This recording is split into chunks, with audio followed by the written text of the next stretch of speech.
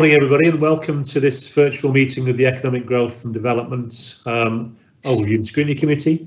Before consideration of today's business, as usual, I will outline the protocols for the meeting. Today's meeting is being live streamed to the public via Microsoft Teams and is also being recorded. May I remind members and officers to introduce yourselves each time you speak, and turn your video and microphone off, please, when you finish speaking. And just for this meeting, we are applying a limit of 2 minutes per member per session of speaking, because if you remember the last meeting, we didn't actually conclude all the business, and I'm anxious to avoid that happening again. So there will be a limit of 2 minutes, and Tracy will advise when there are 30 seconds left, should that be required. If the council's live stream fails during the meeting and we can't share the proceedings, I will adjourn the meeting so that access can be restored. If the issue can't be resolved, I will halt the meeting and the remaining business will be concluded at a future date. If any member experiences a technical issue, I will adjourn for a short period to try to re-establish their connection. Please, Councillor Olivier, don't experience any more technical issues. Members wishing to speak or ask a question should indicate by typing X in the chat box. I won't be accepting hands on the screen as that's difficult to monitor. As I call members to speak, I'll remind you to switch on your microphone. If for some reason you can't be heard, the Democratic and Governance Office will advise you the same. Votes will be taken using a roll call procedure, so not hands. The Democratic and Governance Officer will read out the recommendation and the name of the proposer and seconder, and will then call each committee member's name in turn. You should confirm your name and advise whether you vote in favour or against any recommendation, or whether you wish to abstain. The Democratic and Governance Officer will then count the votes and advise the result accordingly. Where a member has declared a non-registrable interest, a disclosable pecuniary interest, or interest by virtue of any trade union membership in a specific matter, they should leave the virtual meeting. Their departure will be confirmed and they'll be invited to rejoin the meeting at the appropriate time. I plan to have a 10-minute break around about 11:30 and adjourn for lunch as close to 12:30 as possible. We do have the option, should we go to 2 o'clock, of logging off and logging onto a separate link, which allows us to proceed until 4 o'clock at the latest. And I would imagine, looking at the volume of business, we'll actually need to do that. So before we start today's formal business, I'll ask Lynn Davey, the Democratic and Governance Officer, to confirm members' attendance. Thank you. Thank you, Chairman. I will now call each of the councillors' name and would ask if they could confirm their name and their electoral division, please. So I'll start with yourself, Chairman. Councillor Jim McKenna. Present. Can you just say your name and your electoral division, please?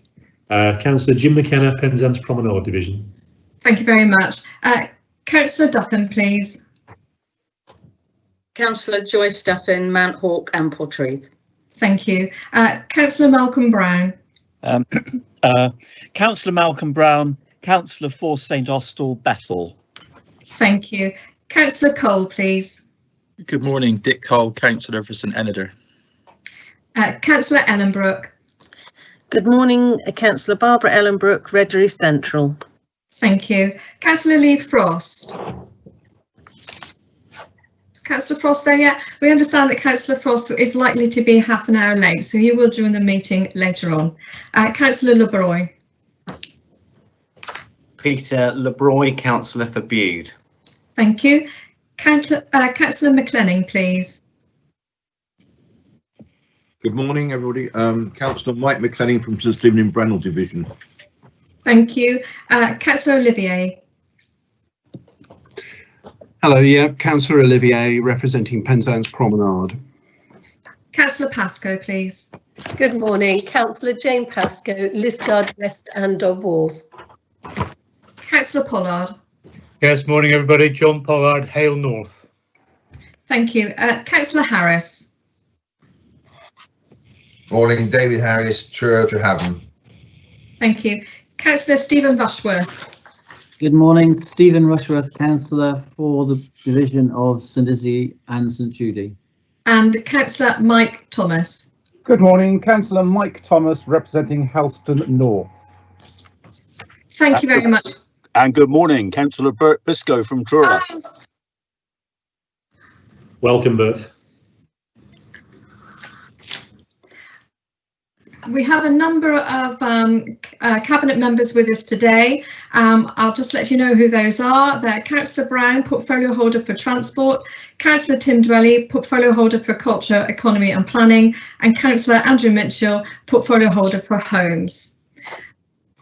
Officers present today are Phil Mason, Director for Economic Growth and Development, Glenn Kaplan-Gray, Service Director for Economic Growth, Emily Kent, Head of Economy, Skills and Culture, Tamsin Smith, Principal Lead for Culture and Creative Economy, John Lloyd Owen, Service Director for Housing, Joe Roberts, Head of Private Sector Housing, Louise Wood, Service Director for Planning and Sustainable Development, Glenn Williams from the Transport Service, Ellie Wilcox, Head of Financial Planning and Insight, Tracy Stephanie, Strategic Financial Manager, myself, Lynn Davey from Democratic and Governance Officer, Tracy Clark, who will be the producer for today, and Ian Buckingham, who is also from Democratic Services, who will be supporting the live streaming. Thank you, Chairman. Lynn, thank you very much. Adam Birchall has just said he's here, but he's dipping in and out of the meeting, which is fine. So first item on the agenda is apologies for absence. I have an apology from Councillor Robinson, who is away, and he is represented by Councillor David Harris. And as you've said, Councillor Frost will be about 30 minutes late. So do we have any declaration of interest? I'm not sure, Chairman. When we get to the private rented sector issue, I own 2 houses that are let out. I don't think there's a conflict, but I want to draw it to the attention of the committee. Okay, thank you. For the avoidance of clarity, it was Councillor, sorry, Councillor McClenning. Yeah, when it comes to the homeless section, I'm on Cornwall Housing. Does that matter, or should I drop out? Or No, I think that'll be fine as long as you've noted that. Thank you. I've got Councillor Cole. Hello, Jim. The culture paper references the Cornwall Heritage Trust, which I'm an part-time employee of, and it also references Crowdie, which is where we have our offices. It's certainly not an interest, but I just wanted to state that for the record. Thank you. Thank you. Noted, Councillor Cole. Councillor Rushworth. Thank you. I'd just like it noted that my wife is a 25% staking holding in an LLP which owns a block of flats in Neighbourhood. Thank you. Thank you. Councillor Biscoe. Chairman, I'm the council's appointed trustee to the Newlyn Orion and Exchange Trust in Penzance. Thank you very much. And Councillor Mike Thomas. Yes, like Councillor Harris, I let out 2 houses. Thank you very much. And just a point of clarification, it is actually Councillor Adam Painter rather than Councillor Adam Birchall. I upgraded him for some reason. So it's Councillor Painter who is dipping in and out so that people are aware. So can we now move then to the minutes of the last meeting? That was the meeting held on the 14th of July. So I'll check them first of all for accuracy. So page 1,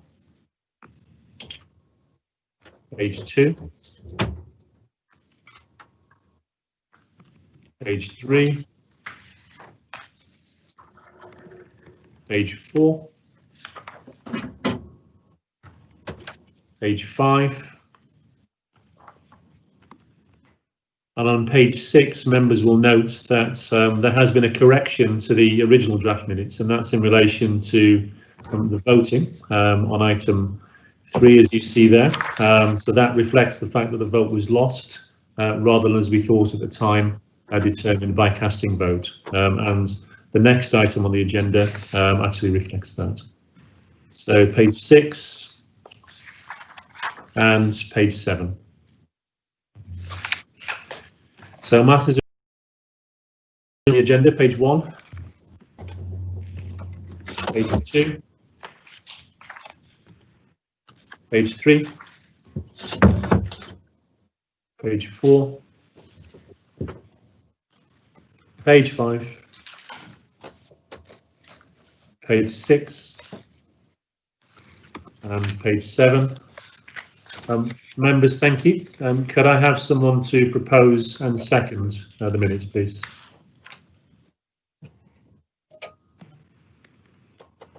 I have Councillor Duffin proposing. A seconder, please. I'll second them, Chairman. Biscoe. Thank you, Councillor Biscoe. Those in, Lynn, are we doing a roll call for this? Yes, we are, Chairman. So I just confirmed that the recommendation is that the minutes of the meeting of the Economic Growth and Development Overview and Scrutiny Committee held on the 14th of July 2020 were correctly recorded and that they be signed by the Chairman. This has been proposed by Councillor Duffin and seconded by Councillor Biscoe. So we'll just go through the roll call. So I will call out committee members' names in turn. Please, can you confirm your name and advise whether you vote in favour or against the recommendation, or whether you wish to abstain from the vote. I will then count the votes and advise the result accordingly. So I'll go in alphabetical order. So Councillor Biscoe. 4. Thank you. Councillor Brown. 4. Thank you. Councillor Cole. 4. Thank you. Councillor Duffin. 4. Councillor Ellenbrook. 4. Thank you. Councillor Frost. Okay, he's still not here. Councillor Harris. Abstain, not part of the meeting. Thank you. Councillor LeBroy. LeBroy, 4. Thank you. Councillor McKenna. 4. Thank you. Councillor McLennan. 4. Thank you. Councillor Olivier. I'll abstain as I wasn't part of the meeting, but I've no disagreement with them. Thank you. Councillor Pascoe. 4. Thank you. Councillor Pollard. Abstain. Thank you. Councillor Rushworth. 4. Thank you. And Councillor Thomas. 4. Thank you. That's carried. 11 votes for and 3 abstentions. Thank you.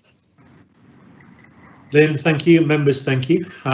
We now move on to the substantive agenda. So item 5, for the first item there is COVID-19 economic recovery. And this reflects the need for a further report following the vote at the last meeting, which I referred to during the minutes. So Emily, would you like to give an introduction?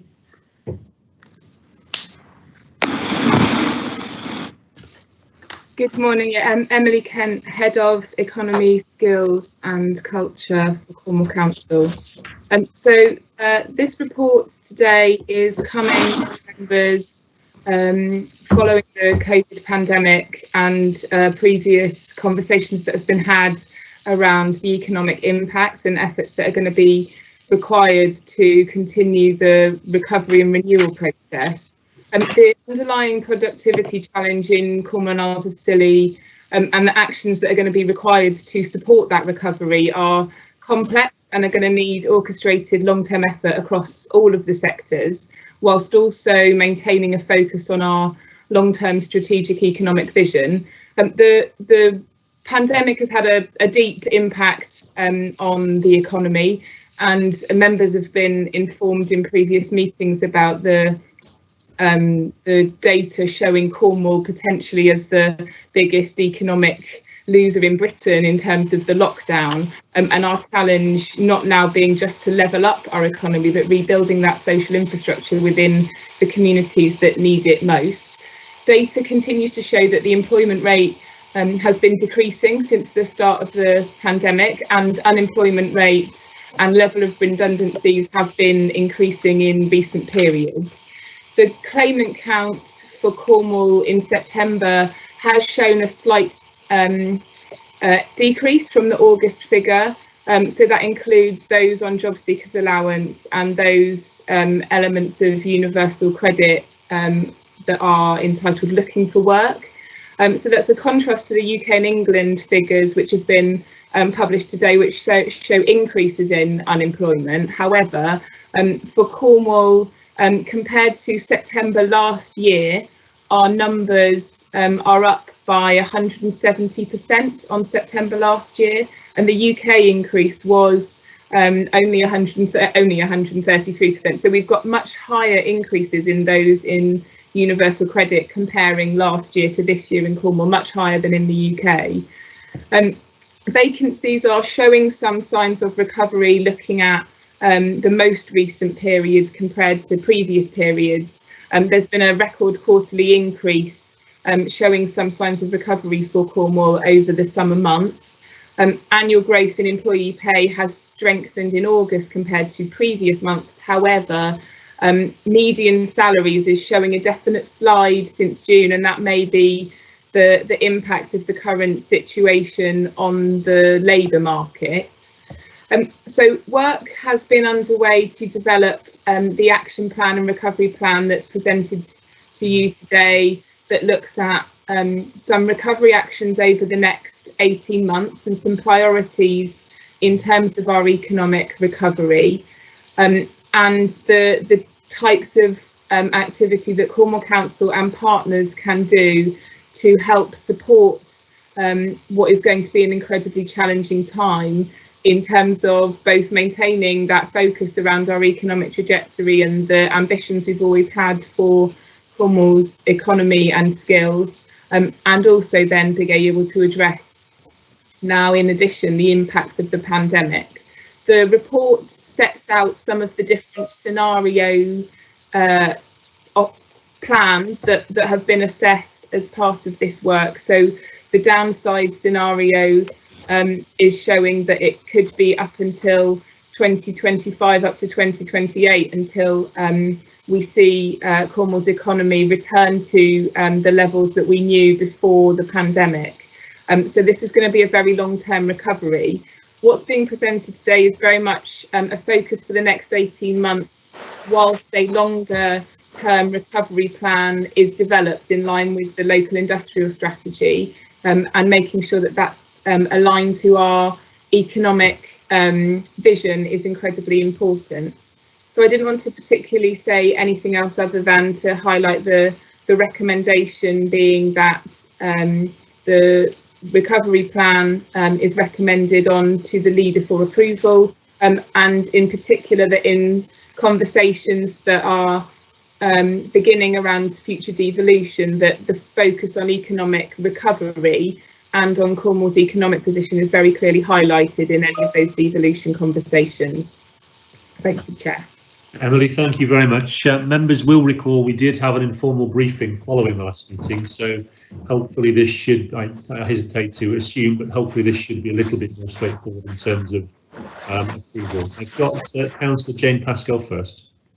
Thank you, Chair. Emily, I've just got a question really about encouraging shared workspace. We talk about recognising how the impact on home working has had on town centres, etc., and therefore the effect that it may have in emptying retail units. But how do we know how much, or if shared workspace is now going to be needed? Because most people are really getting used to working from home, and how much are we going to provide? I'm not sure what that, it's on paragraph 3.3, and I'm not quite sure what you mean by that paragraph. Councillor Pascoe, thank you. Emily, would you like to comment? Thank you. So in terms of shared workspace, clearly there has been a shift in the working environment and working patterns for a number of individuals. However, the conversations that we've had and our partners at Growth Hub that are much closer to supporting businesses have had is that that demand for shared workspace remains, that the opportunity presented by having businesses collaborating within facilities together not only gives them an opportunity to share skills and experience and knowledge, but also to learn from one another, and also allow for that wider business support to be provided to businesses to help them grow. And in terms of skills development as well, you know, those shared workspaces provide opportunity for those businesses to add employment and to bring in apprentices and deliver wider economic recovery and economic growth ambitions. So it is really important, though, that we are clear on the demand before undertaking new projects, and understanding from businesses how they will use shared space.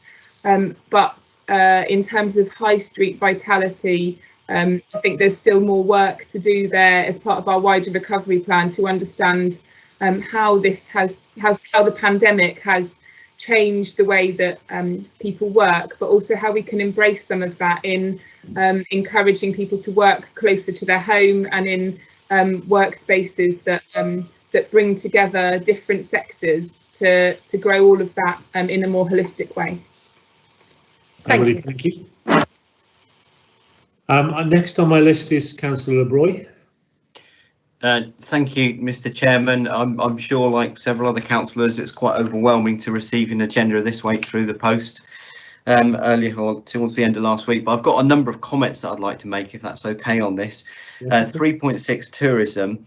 I think one of the key things here for me is that we need strategies and investment in place to help us realise local ambitions and demand of visitors to Cornwall for a year-round season. I think this is really important that we bring this to the fore as one of our main focuses. And also the other part of it is to make sure that tourism and visitor economy is not continually a low paid economy, that we find ways of monetising it and adding the value to it and the appreciation that visitors have, and also to make sure that we're paying people that work within that industry a decent wage. On 3.8 creative economy, I'll come to it more later, but I didn't feel there's enough focus on rural areas within that document. It still felt like it was focused towards towns and built up areas, because the creative economy, very definitely in my opinion, if I take my patch of the far end of North Cornwall, I can see incredible amounts of people in self-employment working within that industry, and those people need to be encouraged as much as possible.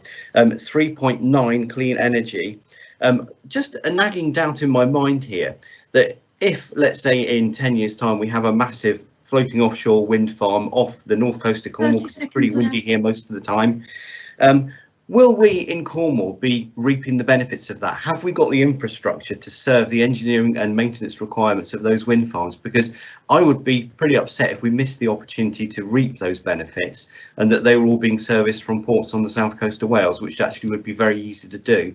So I'm looking for some sort of assurance that we are looking at the infrastructure that would be needed to support the floating offshore wind industry if it does happen. 3.11 geo resources. Roy, we are trying to limit to 2 minutes to maximise members' chances to contribute. So if you could finish up now, that's fine. If you want to get your next point across, that's fine. One more. Geo resources. Many places in the world don't have a great track record on environmentally sound mining, and I think this is our value proposition, which doesn't appear to be realised in the stuff that I've read so far. Thank you very much. Emily, can we take Councillor Ellenbrook next, and then you can come back for the two sets of questions, if that's okay, because I've got a number of members wanting to speak. Councillor Ellenbrook. Thank you very much, Chair. Morning, colleagues. Couple of points really. On page 39, item 4, I recall that when we had this at our briefing, I did ask that it's not just the high street chains that we need to be talking to, it's the banks we need to be talking to, and that's still not there. There's an awful lot of high streets in Cornwall that don't have a lot of the big multiple retailers, but most of us have banks, and most of us have banks who've disappeared, so I'd like to see that included. My big concern is about, when we're talking about home working, is about fibre and whether we actually do have the right digital fibre, whatever you call it, capacity within Cornwall. And what I'd really like is to see a detailed report at some stage of what's available, what's coming, and what the new rollout will look at. Because we cannot reduce travel and do all the other stuff that's within this report unless we actually have the capacity for people to work from home or from small hubs in town centres, if we don't actually have the capacity there to deliver. Thank you very much, Chairman. Thank you, Councillor Ellenbrook. Emily, do you want to take those two sets of questions, please? Thank you. Okay, I may bring in some colleagues in terms of a couple of those responses, but in terms of the Councillor LeBroy, the questions around tourism and visitor economy, and rural areas and creative. Both those aspects are absolutely key parts of the local industrial strategy, and making sure that roles in Cornwall are paid above real living wage and that earnings are increased to above average earnings are incredibly important as part of our future growth strategy, and for ensuring that we are able to grow our way out of the pockets of deprivation that exist across Cornwall. So I would wholeheartedly agree with the point around low pay. And equally, in terms of the creative economy, members will be considering today a new creative manifesto that will reflect for the whole of Cornwall, in terms of rural areas and creative areas, the importance of the creative economy and the sector in terms of our future ambitions. And will make sure, if it's not strongly enough reflected in the recovery plan, that we are naming rural areas as being a really key driver in terms of the creative economy and in terms of the economic growth infrastructure in Cornwall. Councillor Ellenbrook, on the point around high street banks, so that wording is in the version, I believe, that was sent out. So contact with particular shops, high street banks. But if I need to put additional wording in on top of what's already there, I'm more than happy to pick that comment up and make sure that wording is correct for you. And then maybe Glenn might come in around the point around flow and the digital connectivity rollout. Emily, thank you. Glenn Kaplan, are you there? Yeah, thank you, Chair. Glenn Kaplan-Gray, Service Director for Economic Growth. So just on the offshore wind, floating offshore wind in particular question, the intention is absolutely to capture the wider economic benefits of the opportunity, and in the modelling that we've done, particularly for the Celtic Sea proposition, we have worked very closely with partners, A&P at Falmouth Docks, colleagues at the Hale Marine Park. So we are hopefully developing a proposition that not only provides a kind of geographical solution to where we can deploy floating offshore wind, but developing the infrastructure and skills landside, particularly on our enterprise zones, and working with existing businesses to make sure we capture the opportunity to do the assembly, the maintenance, the manufacture of the equipment, and also the monitoring that might be needed to do that offshore. In terms of the superfast broadband and the fibre, we are currently going through a procurement process at the moment for the next round of superfast broadband, but we will and can bring a report if members would like it, kind of updating members on where we are locally, both in terms of the coverage of Cornwall, how that compares to other parts of the UK, because other parts of the UK are catching up in terms of the rollout of fibre broadband in particular, and then perhaps a paper which sets out our strategy for the next tranche of funding.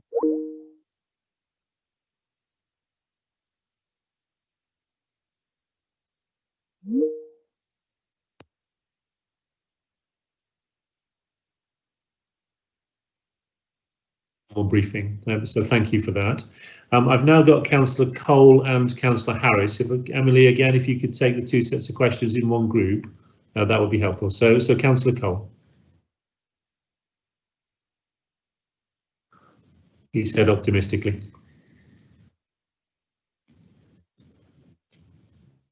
If Councillor Cole is not with us at this stage, I've got it. Sorry, okay. sorry. That's okay. Yeah, I'd like to comment on stuff in the action plan, and it does reflect some of what I said last time. Does reflect what I said last time, and it's pretty much about the urban focus of everything that's happening. In terms of place on page 39, it talks a lot about focus on town centres, high streets. I don't have a problem with that at all, because I fully accept where the biggest hits are happening because of the COVID-19 crisis. If you go on to page 30, though, again, we've got paperwork talking about the towns becoming community hubs, and for rural areas where they get a mention, that we're then talking about hyper local services, improved walking and cycling and public transport networks. I'm sorry, that's just not really doing it in terms of the focus I think there should be on rural areas as well as the towns. It certainly doesn't work for the non-urban area that I represent, which is the China Clay area. You know, we've got a population of 28,000 people, which is larger than almost all towns in Cornwall.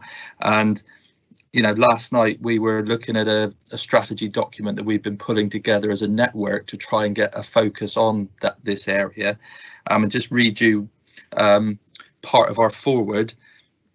You know, it misses out on investment, the provision of local services, because interventions by the UK government, Cornwall Council, other service providers are largely focused on urban areas.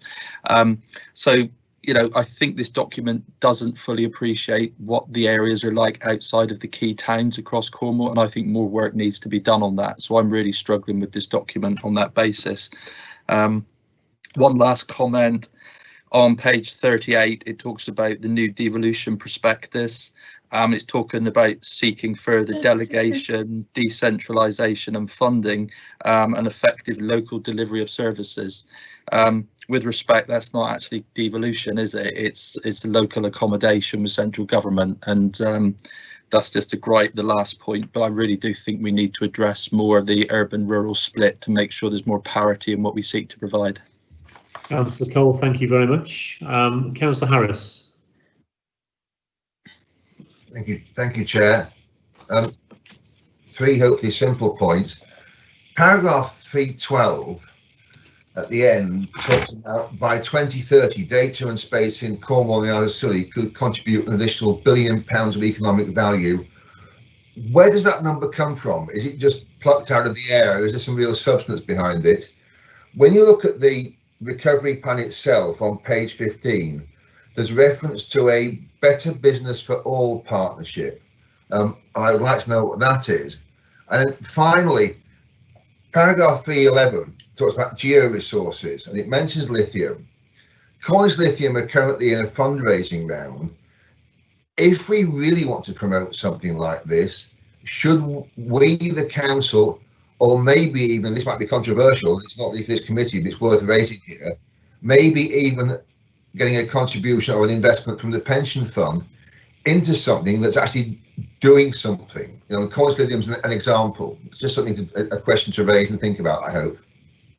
Councillor Harris, thank you. Emily, do you want to start off? Yes, indeed. In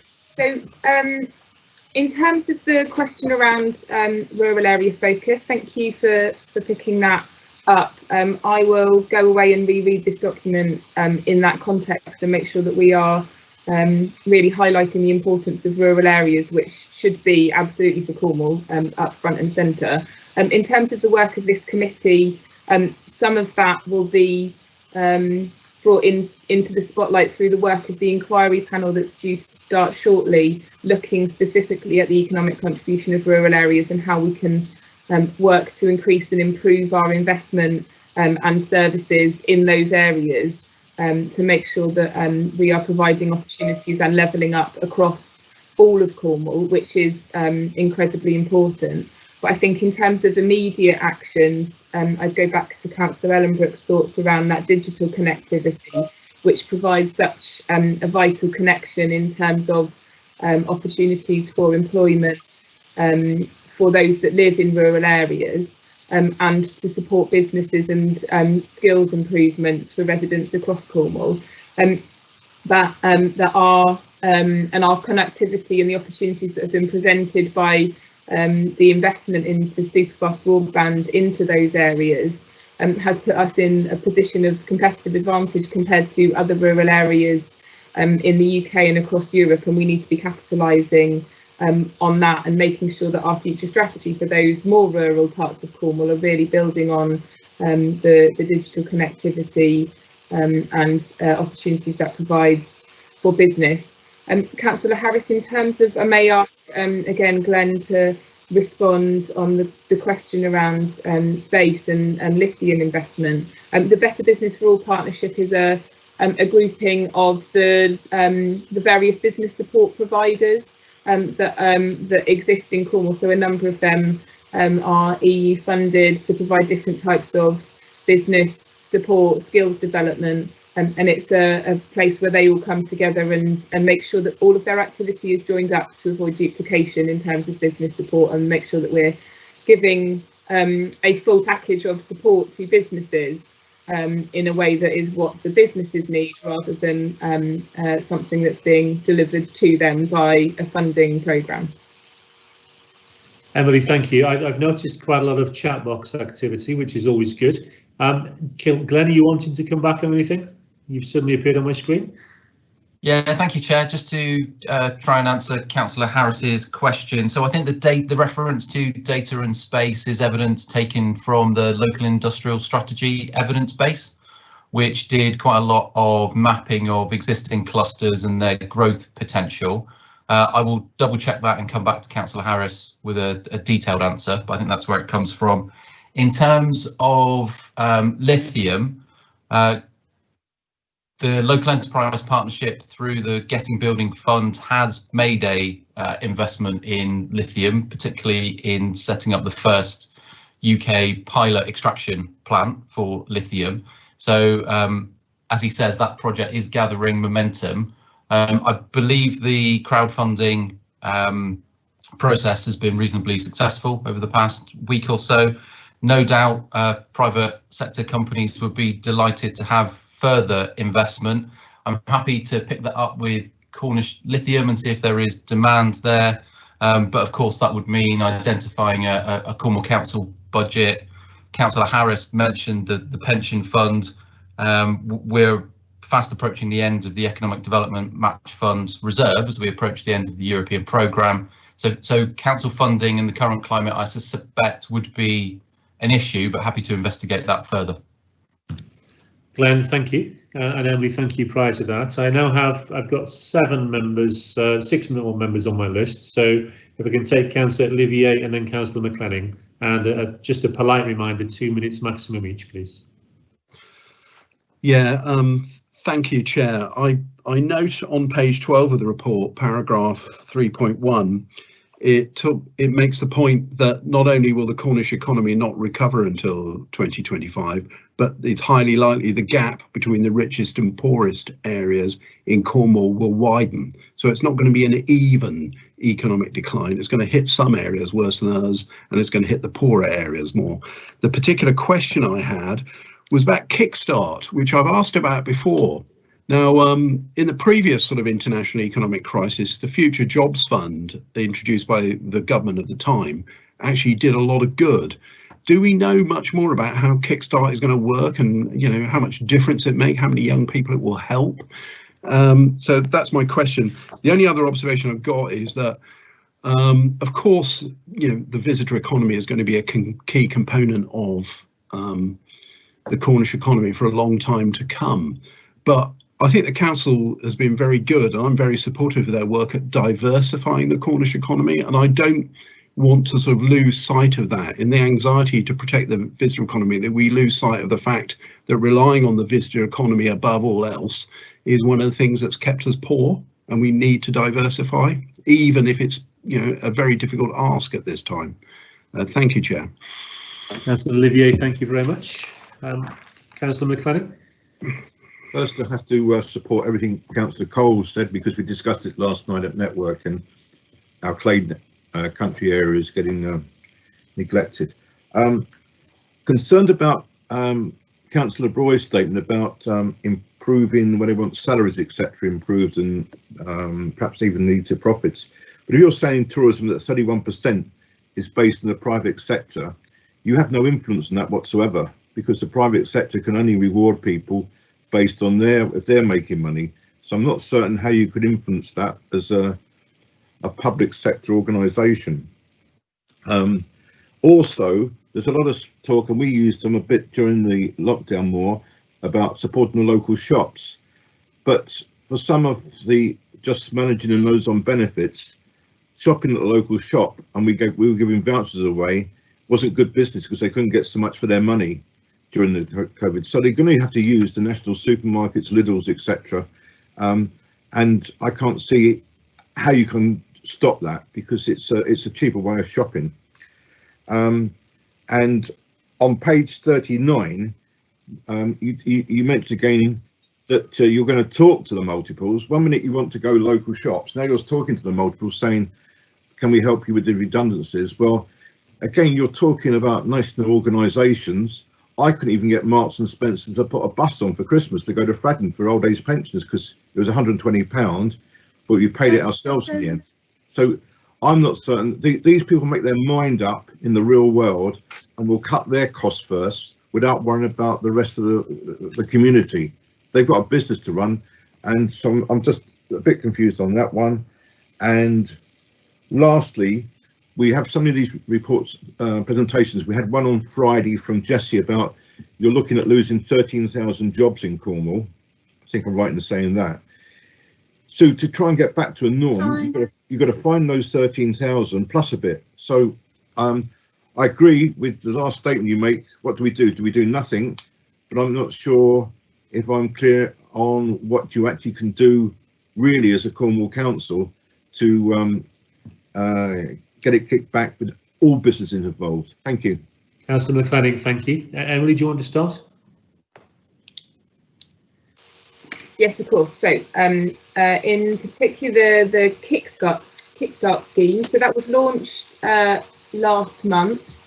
And we have got some more details and are looking at that, but and which we can share with members if that would be helpful. But it's essentially 6-month job placements for young people on universal credit or at risk of long-term unemployment. And there's funding available to support the salary contributions for those roles. We are doing a number of things in terms of Cornwall Council support around Kickstart. So both our own responsibilities as a large employer, but also working with Job Centre Plus to identify lists of intermediaries, bringing smaller organisations together and submitting joint bids for job placement. So that's already been undertaken by the People and Prosperity team. And then we'll be working with DWP and a number of sectors, including some core foundation sectors, social care in particular, to bring together those employers and business networks and our skills providers to make sure that we're able to offer the right training to those young people that want to take up the placement. So very much in progress and making sure that we're maximising the opportunity of that support programme for young people. In terms of some of the comments from Councillor McLennan, of course, we are unable to fix all of these things on our own, and there is really the need for huge mindset shift if all of our growth ambitions are going to come about. And in terms of the questions around supporting the local economy and the same around fair pay and earnings. There is absolutely a need for us to promote and use our communications routes and our platform to be able to promote to people the opportunities that are presented, but also what the impacts of their decisions are and how that can help grow the economy. Our ability to access funding and use our influence with partners to be able to deliver some of these ambitions is going to be key. And in terms of those unemployment numbers, yes, 13,000 is the number that we are expecting in terms of a potential around job losses. But part of the work that we need to do with the recovery plan is to make sure that we are basing our responses on a worst case scenario and putting the interventions in place straight away and lobbying for further support where it's required. Emily, thank you. Next up then I've got Councillors Frost and then Councillor Biscoe. Thank you, Chair. Apologies if I asked something that you've said because I've been a bit in and out with the presentation trying to get this tablet sorted. Okay. My first question relates to 2.4 on page 11. It says, we therefore need to decide whether our work should be set in the context of the upside baseline or downside scenario. Who actually is going to decide that? And with the forecast, is that an assumption that we're going to have smooth sailing from here on? Because I think the next 12 months could be a very bumpy road, and I would be very hesitant to rely on a forecast that doesn't is basically what I'm saying. Is it factored in how bumpy the next 12 months could be? And then my second question relates to page 39 with Treveth, ensuring the Cornwall investment programme can be used to help support fund the recovery actions. Is there any expansion on that, or is that just, this is an idea we've got, we might do this? Because the investment programme is there to make money. Although funding recovery actions is a great idea, I'm sort of wondering whether the investment programme could be used for Cornish lithium actually, rather than the pension fund. But is there any actual plan away from that? Because at the minute, Treveth is really nothing more than house building project. And are we going to, what are we looking to move into with that? Councillor Cross, thank you very much. Councillor Biscoe. Yes, good morning, Emily. How are you? So I want to make several points very, very quickly. The first one is to just back up what Peter LeBroy was saying about tourism. But my perception is that we have to act counterintuitively if we're going to achieve the sort of outcomes that he wants, better wages, better career structure. And that is, we need to actually consider attracting less tourists, but providing a better service and a higher spend from higher spending tourists. Mass tourism doesn't really work terribly well for Cornwall. Actually, it probably keeps us poor. So there's the point there. The other thing for me is to think that this approach is all very well, but it is looking at COVID and not considering Brexit or indeed climate change, all of which are piling up behind us, and it needs to be seen as a work in progress, I suspect. Comment, please. I just picking out a couple of points at paragraph 3.7, you talk about at point 6, stronger regional county alignment, coordination and governance. I sincerely hope that, having demonstrated very clearly over the last half century that in times of recovery, regeneration and even prosperity, the best regional entity for Cornwall to be part of is Cornwall and the Isles of Scilly, and that we need to resist having partnerships, marriages and all the rest of it imposed on us by central forces, because that's the way they see it. Because if they want a vibrant and positive output from Cornwall, they need to let us run ourselves. Very important. Looking again at transport, I'd just like to say, firstly, that we need to think not just simply about cycling and walking. We really do need to think about public transport and how we repopulate public transport safely, but also so it can be an economic proposition. And lastly, we must not take our eye off the ferry. The ferry is an incredibly important link for people who are either populating high-spending visitors or indeed who are trying to get products out of Cornwall. One thing entirely to sponsor businesses developing, another thing entirely to get products into the marketplace. And that ferry is absolutely essential to us. And I want to know what action we're actually taking. Councillor Biscoe, thank you. Emily, before I bring you in, Glenn, I think, wants to speak on Councillor Frost's point about Treveth. So, Glenn Kaplan-Gray, please. I think it was Phil, Chair. Oh, sorry, my apologies. Mr. Mason. It was me, thank you. I was saying I was happy to speak to that point. Because Emily wouldn't have been involved in those discussions in the same way as I have. So I think you're absolutely right that Treveth's remit as our investment company at the moment is concentrating on house building, but that's not the sole purpose for which it was established. We had the housing programme prior to the establishment of Treveth. And whilst there is a very clear remit for the investment company to make money, it can't only be to do that. In fact, in local government accounting and finance terms, it's not allowed to just invest to make money.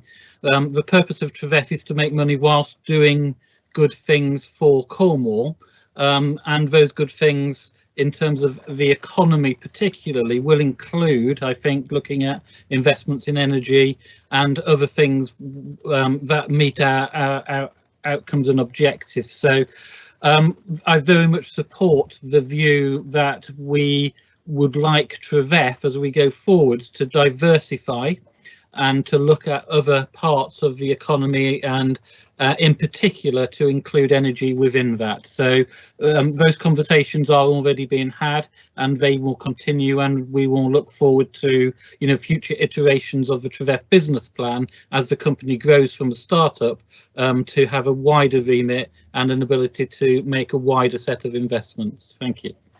Bill, thank you. Emily? Thank you. So in relation to Councillor Frost's question around the upside or downside scenario planning, so the piece of work that was undertaken by South West Councils was done in June and begins to take into account, and even took into account at that point, that there may be the possibility of second waves or any other types of lockdown. So that was in part factored in back then, anticipating the potential for other scenarios to play out, and that the road may have been bumpy, as you suggest. However, the scenario planning can only be improved by understanding actual data and trajectory, and whatever scenario plays out across Cornwall and across the UK and the rest of the world in coming months. So that will be updated on a regular basis to make sure that we're taking into account all of those possible scenarios, and to make sure that we are projecting those upside and downside scenarios on the basis of actual information rather than projections.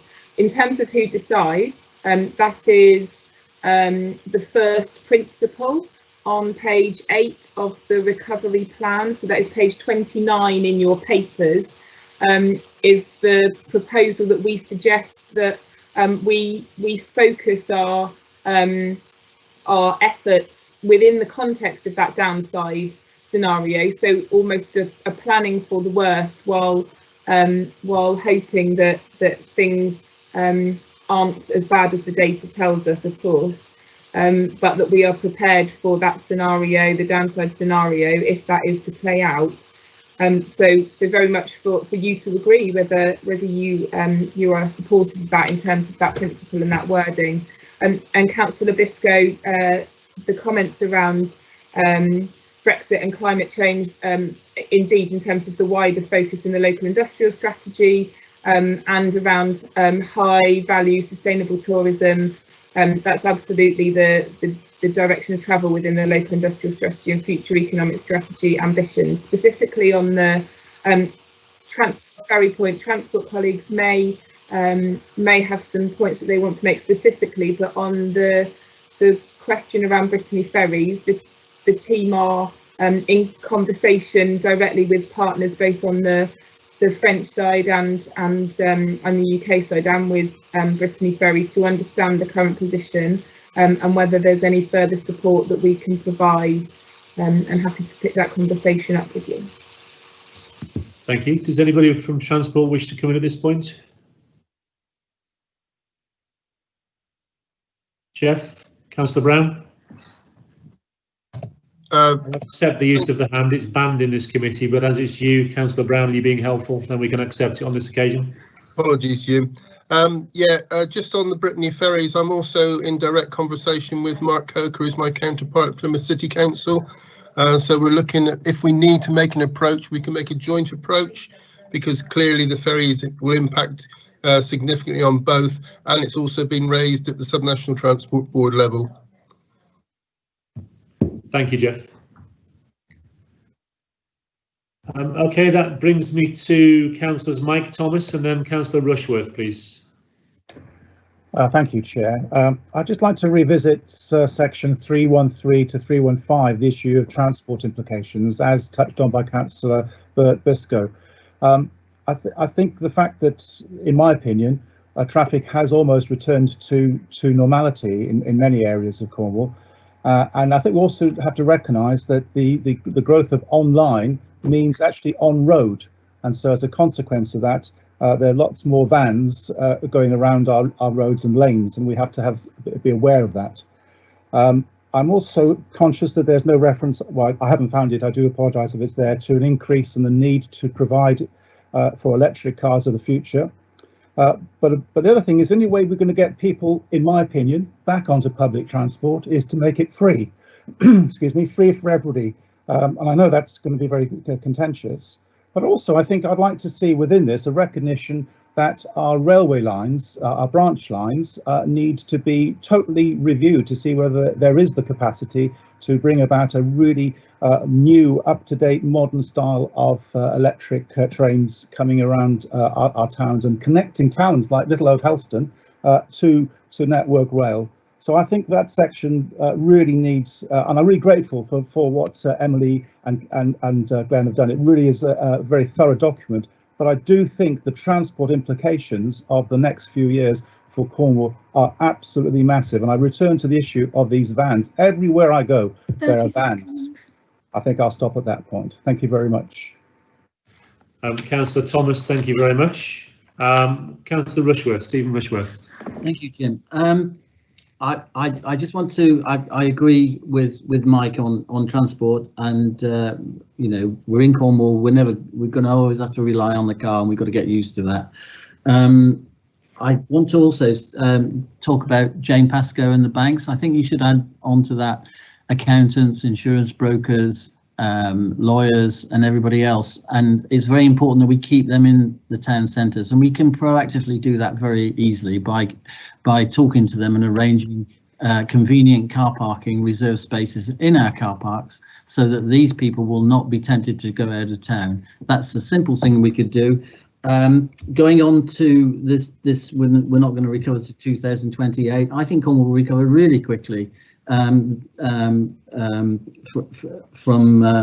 because of the things that are being affected. You know, our creative and events business will come back as soon as social distancing goes.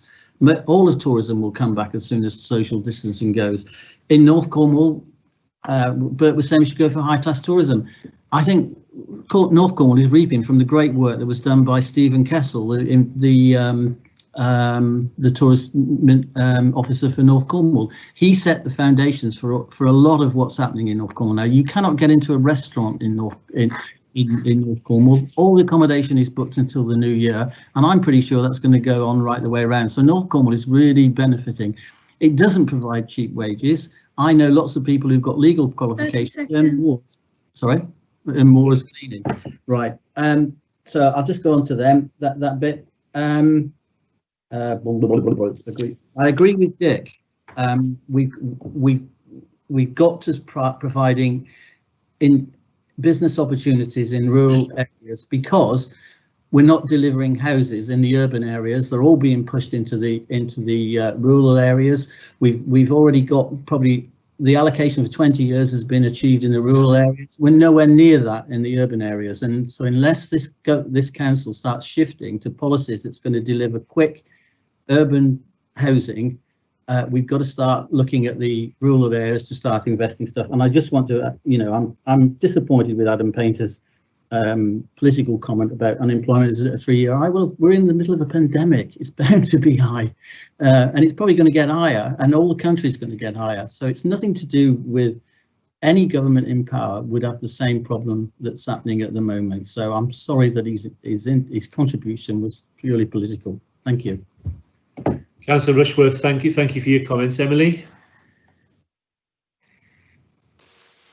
Thank you. So just very briefly, in terms of those points around transport, so there are huge opportunities to change the way that people move around Cornwall, and the way that that we encourage and incentivise different behaviours in terms of use of public transport and more sustainable methods of transport. Certainly something to pick up in the wider recovery plan, so as part of that future looking strategy, and to begin the work on that. And I know transport colleagues, again, I don't know if there's anyone that's now dialed in, but that certainly something that they're already looking at, and I will pick up Councillor Rushworth's comments around professional services as well as banks in terms of the wording of Action 4.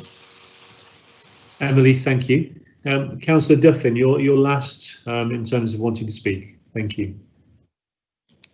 Thank you. I just like to comment. I hate when people go, Cornwall's always going to have lots of cars. I mean, yes, we know Cornwall's going to have more cars than urban big cities or whatever, but that doesn't mean that we have to just give up and accept it. You know, the use of electric bikes has rocketed, and people can use electric bikes to go to work as well. So I think, you know, let's not be too negative. We can make small changes. I don't think, you know, we'll get rid of all the cars in Cornwall ever, but, you know, let's try and make some movement towards more public transport, more cycling. Cycling was so popular during lockdown. I really think people will be starting to look at it. And if we can help people to use electric bikes or normal bikes to commute, that's got to be a good thing. I'd like to propose the recommendations as laid out in the report. I think we need something added just to sort of say, you know, taking into account comments at scrutiny, because obviously there's been a lot of input today. But I would like to propose the recommendations, please. Councillor Duffin, thank you. Councillor Ellenbrook, you wanted a second? Oh, sorry, Chair. Blooming icons are a pain. I'd actually like to put in a recommendation which actually says on item 1 we actually note it rather than endorse it. Okay, do you have a seconder for that? Yes, Chair, I've put a cross in the box. I'll second that proposal. That's Councillor Jane Pascoe. Can somebody advise me that in terms of the order of the process? Presumably we take the amendment first. Councillor Duffin, before we do that, is anybody prepared to second Councillor Duffin's recommendation or proposal? Councillor McKenna, in my opinion, the first recommendation has come from Councillor Ellenbrook because it was seconded by Jane Pascoe, okay, where we noted the report rather than endorse it, but I wondered whether Councillor Ellenbrook would also take on the comments by Councillor Duffin about taking the comments which I will note in the report, which I'm sure Emily has taken down by scrutiny, so that's taken on board and incorporated in the various reports. Yes, absolutely. So that leaves us where then, Lynn? Thank you. Well, I'm guessing that Councillor Barbara Ellenbrook, you are proposing all these 3 recommendations there by officers. So we've talked about the first one, so I'm assuming you're agreeing to the other 2 on block? Yes. You are, which has been seconded by Councillor Pascoe. So if I can just go through those. So if I just say that the recommendation or the proposal put forward by Councillor Ellenbrook and seconded by Councillor Pascoe is that the Economic Growth and Development Overview and Scrutiny Committee note the draft Cornwall Council COVID-19 Economic Recovery Plan as attached as Appendix 1 to this report, taking on comments made by the Scrutiny Committee today. And then there's a recommendation to the leader that the draft Cornwall Council COVID-19 Economic Recovery Plan attached as Appendix 1 to this report is approved. And then a recommendation to the portfolio holder for Culture, Economy and Planning that the portfolio holder for Culture, Economy and Planning ensures that Cornwall's ambitions for economic recovery are clearly set out in any future conversations with government on devolution. Okay. Is that correct, Councillor Ellenbrook? The only thing I would say is on recommendation 2, I would still like to put in there as well, and I agree with Councillor Duffin that we should have the comments that have been made today, because obviously, if that's okay. Yes, of course. Okay, thank you. So that would be subject to the comments, the comments made by members of the committee being taken into account. That's right, yes. Yeah. Thank you. Okay, before we go to the vote, I'm conscious that I have Councillors Rushworth, Duffin and Pollard have indicated a wish to speak. We do have something to vote on, but Councillor Rushworth, is it meaningful to this, bearing in mind where we're now at? Just for clarity, are we approving these or are we noting them? And if we are noting them, we should also note instead of approve recommendation 2. Councillor Rushworth, that's exactly what Councillor Ellenbrook has just said and what we've just agreed to consider first. Councillor Duffin? I'm not really very happy noting it, actually. So I just wondered if there was a seconder, because I think officers done a lot of work in this report. I think it's a really good report. I think it's an ever-changing feast and will always be. And I would like to endorse it and not note it. But okay. I'm thinking if I don't get a seconder, then I'm probably better noting it in case it doesn't go through. Okay. Is there a seconder for Councillor Duff? Yes. Is that Councillor Pollard? Well, I have indicated to speak, and I think I'm next. Yes, you are. So I totally support Joyce on this. I don't think a scrutiny committee should ever note anything. We've raised comments, and to me, the officers have answered those comments extremely well. Some of the comments were brilliant. We've asked for our comments to be considered in future work as this moves forward. I think that the report is excellent, and therefore I'm very happy to second the proposal to endorse it.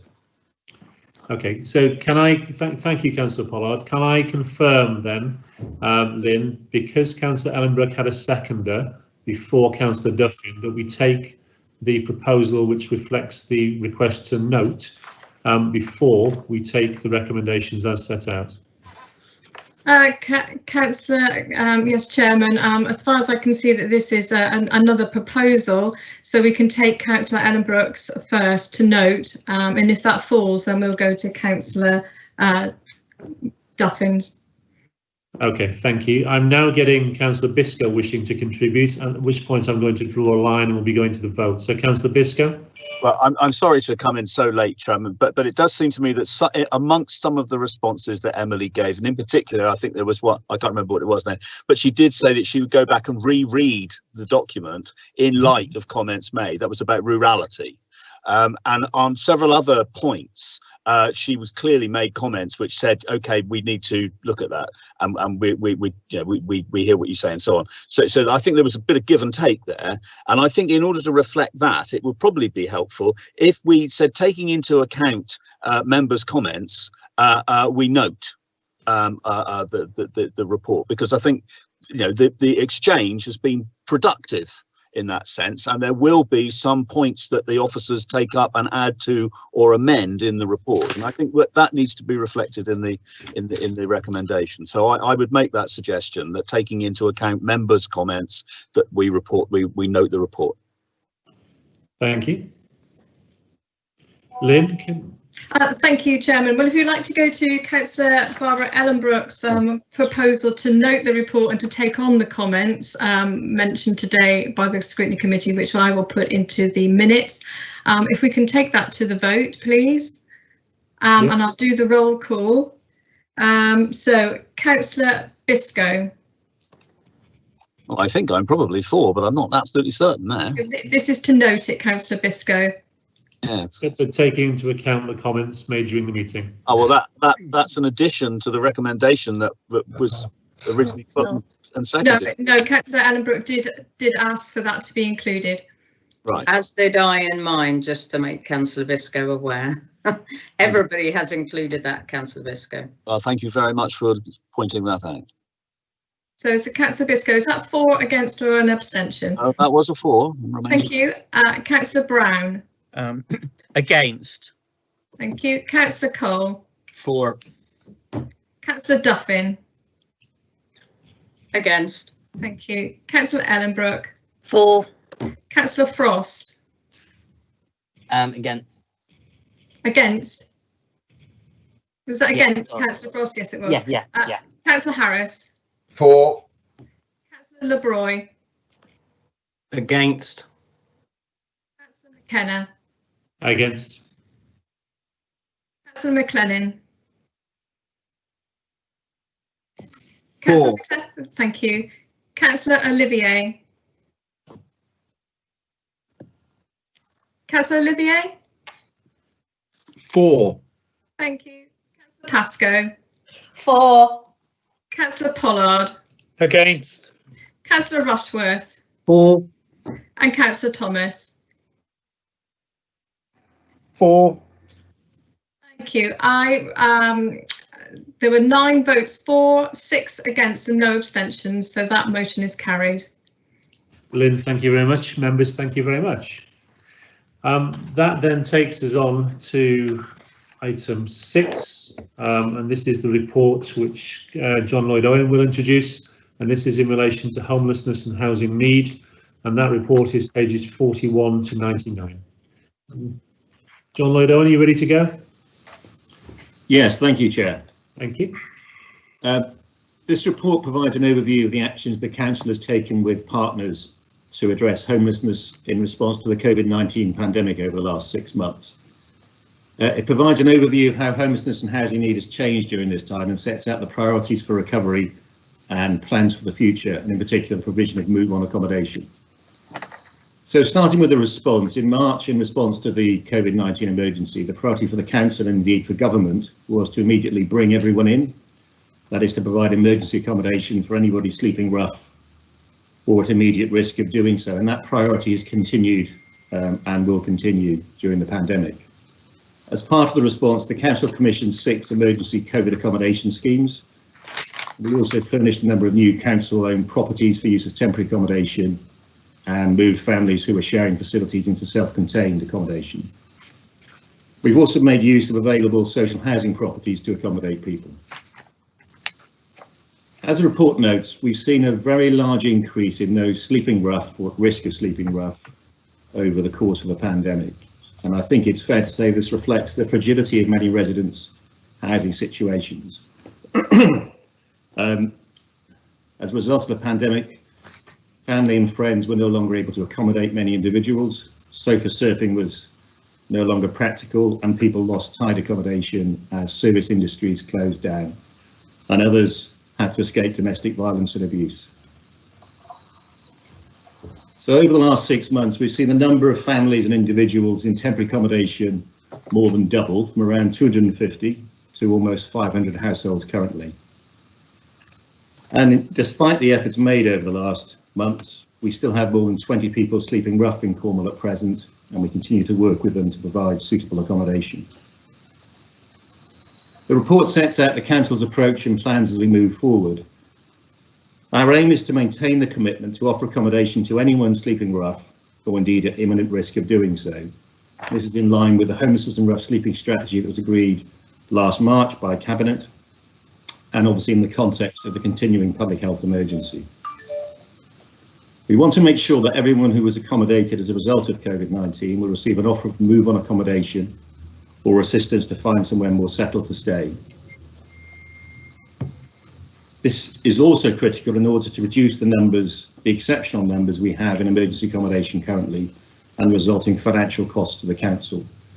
And it'll be achieved through a combination of approaches as set out in the report. So this includes through the Council's private rented acquisition project, which now has over 100 properties secured or in conveyancing, by continuing to make use of some social housing properties, but also by encouraging private landlords to make their properties available to us to accommodate clients. The government's made available some funding in recent months to help meet the cost of accommodation and support this year, but also made available grant funding to bring forward additional move-on accommodation by next March. We're seeking grant support to bring forward a number of schemes, including a programme of one-bed market acquisitions, some modular pod housing schemes, as successors to the temporary scheme set up in Truro and Penzance, and also other accommodation. As of today, we're currently awaiting the outcome of our bid, so we don't know the position in respect of those move-on plans. Looking ahead, the report notes that as a result of the economic impacts of COVID-19, we do expect to see potentially significantly increased homelessness pressures over the remainder of this year and indeed into next. The government had suspended evictions, but that suspension has now ended, and some private tenants will find themselves in difficulties as a result of the loss of employment or income, and may find their accommodation is at risk. As I said, over the last 6 months, we've seen an exceptional increase in single homelessness, but over the next period, we expect to see many more families being at risk of homelessness too. So we're obviously working to develop our prevention approach and intensify the early assistance available to prevent homelessness where possible. So turning to the recommendations, the committee is asked to endorse continuation of the approach to offering accommodation to anyone sleeping rough or at imminent risk of doing so, and the plan to provide additional move-on accommodation. Thank you, Chair. Mr. Lloyd-Owen, thank you very much for that very clear introduction. I have 3 members at the moment on our list to speak: Councillors Ellenbrook, Malcolm Brown and Biscoe. So Councillor Ellenbrook, if you could speak first, and then Councillor Brown, and then I'll bring in Mr. Lloyd-Owen or a member of staff and another member of his team to answer those questions. Thank you very much, Chair. And this is a really interesting report, and I found it extremely thought-provoking, so thank you for it.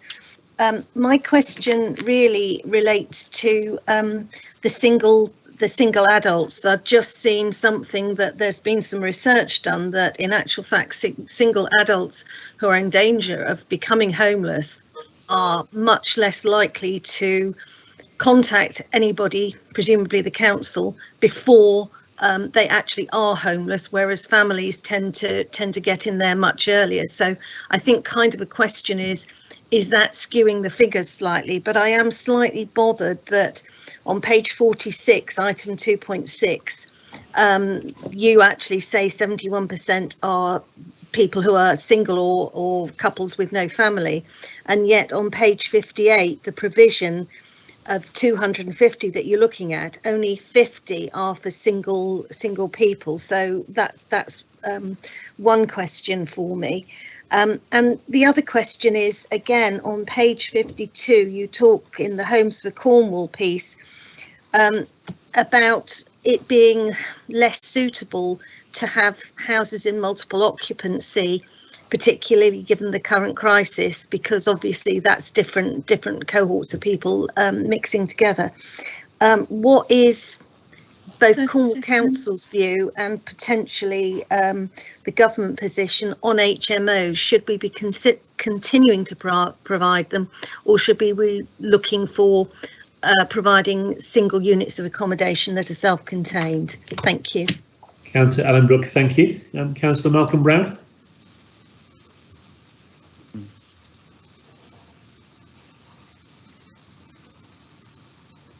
You're on mute, Malcolm. Right. Chairman, I'm going to vote for the recommendations, but I do have a number of concerns, not so much about what is in the report as what isn't. And a bit like MPs when they're pressed for time, I'm going to ask if I can have a meeting, please, with one of the officers, and preferably with the portfolio holder between now and Cabinet. John Lloyd-Owen will know that there have been a number of meetings which he's been involved in St Austell, and I'm drawing partly on my experience there. There is undoubtedly a major problem of homelessness, and that is going to get worse in the period ahead, and is going to affect probably many people who never thought that they in their lives that they were going to become homeless. But what I'm not convinced about at the present time is, one, the spatial strategy. There are various statistics in the report about provision and demand in different towns. I don't know if that is being reflected in the policy that officers and the portfolio holder are adopting in seeking further provision. And I note, for example, one thing which is picked up in St Austell is that there is virtually no provision anywhere further east in Cornwall. So if we look at the two former district council areas of Carradon and North Cornwall, the amount of provision is very poor. Secondly, I'm also not totally convinced about the integration of this work with the work by the antisocial behaviour team, which comes under the neighbourhoods scrutiny committee. And I note that that isn't one of the key points mentioned in 233 on paragraph 52. Finally, very briefly, tonight I and Sandra Hayward are going to try to persuade St Austell Town Council to start funding an antisocial behaviour officer in the same way that Penzance have done. But if we are to convince them, we need some satisfaction from Cornwall Council about its approach to future provision for homeless people, if I can just put it that way. Thank you very much, Chairman. Councillor Brown, thank you. Mr. Lloyd-Owen, do you want to take those questions? Yes, thank you, Chair. So in response to Councillor Ellenbrook's point, so I think it is true. I think I don't know the particular piece of research that you referred to, but I think it probably is the case that families are more likely to approach the council for assistance when they're at risk of homelessness than single people, because historically single people, unless they have an additional vulnerability, have not typically got a great deal of assistance from local authorities, as they don't sit in one of the priority groups in the legislation. The position did improve a couple of years ago with the introduction of the Homelessness Reduction Act, and that placed an obligation on the council to advise and provide assistance to anybody at risk of homelessness within the next 8 weeks. And we have seen over the last couple of years, since that legislation came in April 2018, an increase in the number of single homeless people, or single people who are at risk of homelessness approaching us. I think what we've seen over the last 6 months, as noted in the report, is a lot of people, for the reasons that I outlined in my introduction. A lot of single people have come to the council to seek assistance. I obviously can't say that to the extent to which that has encompassed all those at risk and indeed in need of assistance, but as the report notes, we've seen the number of single homeless people approaching us, the number of single homeless people in temporary accommodation increased more than threefold over the last 6 months, and that's partly because the council made a commitment back in March as part of the homelessness and rough sleeping strategy, and implemented the commitment in response to the pandemic to make sure that no one was sleeping rough in Cornwall. So we have provided assistance. Positively, we've provided assistance to a very large number of single homeless people, but others I'm sure will have made their own arrangements, or indeed their needs will not come to our attention. In terms of the move on provision, which Councillor Ellenbrook raised, so the section of the report that you picked out referred to the pre-existing private rented acquisitions programme. So that was set up to acquire 250 units of accommodation, as you say, 200 units for families and 50 units for single people. So that's an existing programme that's underway and approaching a halfway point in terms of securing properties for that portfolio. What we've done in recent months in our bid in to the government's Next Steps Accommodation programme is we're seeking additional funding specifically for single people and for former rough sleepers. And as part of that bid, we're seeking funding for a dedicated additional acquisitions programme for one-bedroom accommodation. On the point about HMO, so I think there's a wider issue in terms of the housing market in the context of COVID. So do you have a significant number of HMOs in Cornwall? And I think it is an issue of concern, I would say, that people in that accommodation obviously face difficulties if they need to self-isolate. And indeed, in practice, under the public health guidance, the whole HMO, whether a shared facilities, is treated as a single household and required to self-isolate, and that obviously creates real practical difficulties and issues for people in that kind of accommodation. In terms of our own provision, our temporary accommodation provision, we have made every effort we can over the last months to make accommodation self-contained. So we've been successful in moving any families that were sharing facilities at the start of the pandemic into self-contained accommodation, and have been wholly successful in that. And in respect of the other accommodation we use, where there are shared facilities, we, wherever possible, working with commission providers, put microwaves and fridges and other facilities in individual bedsit rooms so that where people do need to self-isolate, they can do so safely. But there's still some work to be done on that front. In response to Councillor Brown's points, obviously very happy to meet with him, and I'm sure Councillor Mitchell would be too, to talk about both the general points he raises and the position in St Austell. And as Councillor Brown mentioned, we've had a number of meetings with both himself and other Cornwall councillors, and indeed with the town council. And a further meeting, I think, is being set up for next month.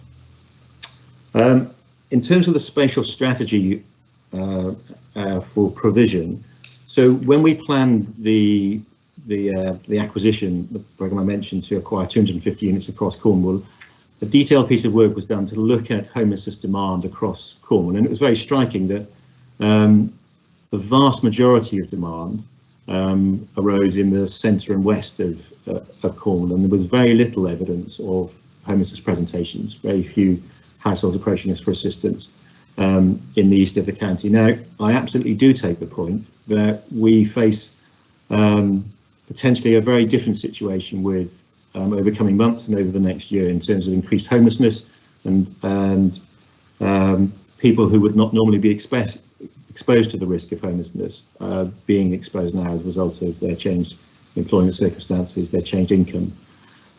So I think we're very alive to this issue, that when looking at future provision through the programmes I've mentioned and through future programmes and future planning for move-on accommodation and for emergency accommodation, we need to be aware that the picture of demand that we've had in the past may well change. So I agree it's a dynamic situation, and we need to make sure that we pick up on that. Finally, on the issue of the connection with ASB, you're right, the report doesn't touch on this particularly, but you will be aware, Councillor Brown, that the discussions that we're having in St Austell, we've been working very closely with the community safety team and antisocial behaviour colleagues in an integrated effort there to address issues and any issues arising from the homelessness provision we have there. And on the wider question about future homelessness provision in St Austell, and I welcome very much the discussion at the Town Council, I think you said tonight, on support on funding an antisocial behaviour officer. And I absolutely do agree that we need to think about future homelessness provision in St Austell in the context of, in that context and the context of the town's needs more generally. John, thank you, and good that you're in a position to meet with Councillor Brown and no doubt some colleagues as well. I've got a number of more members wishing to speak on this. At the end of this report, we will be taking a break for probably 5 minutes, as it looks like, and then considering the finance report before we break for lunch. So, Councillors Biscoe and McLennan, please. So, Chairman, thank you. I just wanted to say, firstly, with regard to the what is known as the homeless pods in Truro, which were established in the car park up behind the old Carrick offices, it's been outstandingly successful. And I think that actually, I mean, John may confirm this, but I think that we have discovered something about how to address homelessness from actually doing that piece of work. And I'm very glad to see that we're now looking for another site and that the council is proposing to acquire some pods, because the approach that has been taken has led to rehabilitations, rehoming and various other referrals for many people who have passed through it, which is really, really good. And I'm glad to see that being adopted. But I just wanted to focus a little bit on antisocial behaviour, if I may, because it seems to me that particularly amongst younger people, that we have got some really quite serious issues in terms of behaviours amongst disaffected, confused, cynical and bored people. And I'm interested to know the extent to which housing is actually engaging with children's services and safeguarding to actually try and understand whether there are links between housing conditions and antisocial behaviour as it's currently manifesting itself. And a second point about antisocial behaviour, and that is that certainly in Truro, it is very easy for people to confuse homelessness and the condition of street drinking. Because street drinkers aren't necessarily homeless, but they do tend to cause slightly more problems, behaviourally speaking, in towns than maybe homeless people do. And homeless people seem to be taking some of the rap for that. And I think it is really important to try and make that distinction and to encourage people, the general public, to understand that distinction, because I think in many cases homeless people are getting unfair judgment as a result. And I'll just make that point. Councillor Biscoe, thank you. Councillor McLennan. Thanks, Chair. Good morning, John. Good morning. Some of the points I have concern me. I think the homeless figure has come down in my mind since I've been working with Cornwall Housing. I think, is that right to say? I mean, we've had figures of 54, 72, so we got down to 20. Things are getting better. Not a perfect world yet, but there's vast improvement there. Unfortunately for me, it leads to a dotted line with regard to, if I'm going to talk about my own area, because that's where I've got the experience, there is no Cornwall Housing in my area. It's based on housing associations in St Stephen and Brennell. And I think what's happened is the homeless people, quite rightly, or some people may say, is there another alternative for them, have been given options on what's become available in Home Choice. So from my information I've got, the Home Choice department are getting about 200 emails a day on housing problems. They're looking for housing. Demand for social housing outstrips supply because of this situation that COVID's caused for people being homeless, having to have somewhere to live, quite rightly. So we're now near the stage that those on Home Choice have increased their families or whatever problem, breakups, domestic, there, as you said earlier, could be one step away from being homeless or going into hostel, which they don't want. I think, now you've tackled this, and I've been saying for quite a while, and I think if Andrew Mitchell's on the call, Home Choice needs to be radically overviewed, because I think it's become a bit of an O'Reilly situation. Nothing much happens, and I think it needs to be looked at because the two are connected between homelessness and Home Choice. Thank you. Councillor McClenning, thank you. Mr. Lloyd-Owen, if you want to take some of these issues out of the meeting, as in have separate conversations, that's fine. But if you could respond to Councillors Biscoe and McClenning, that would be appreciated. Thank you. Okay, thank you very much. So welcome Councillor Biscoe's comments on the modular schemes established in Truro in particular, but Truro and Penzance. And I think it is fair to say that it's not an approach that, to my knowledge anyway, has been tried in this way in Cornwall before, though perhaps it has in a few other local authority areas. And I think it's been extremely successful. And it's the case that some people who've been sleeping rough in Cornwall for many years and who we and partner agencies have struggled to engage with have managed to successfully bring in and assist to stay in that accommodation, and people have also successfully moved on from the pods in Carrick and in Long Rock to more settled accommodation. So I think in very many respects, I think it's been extremely successful, and we want to take the learning from that, as you mentioned, Councillor Biscoe, into longer term provision of that nature. On the issue of younger people, we do engage very much with children's services, but I think it's pretty fair to say our focus there is on young people who are at risk of homelessness.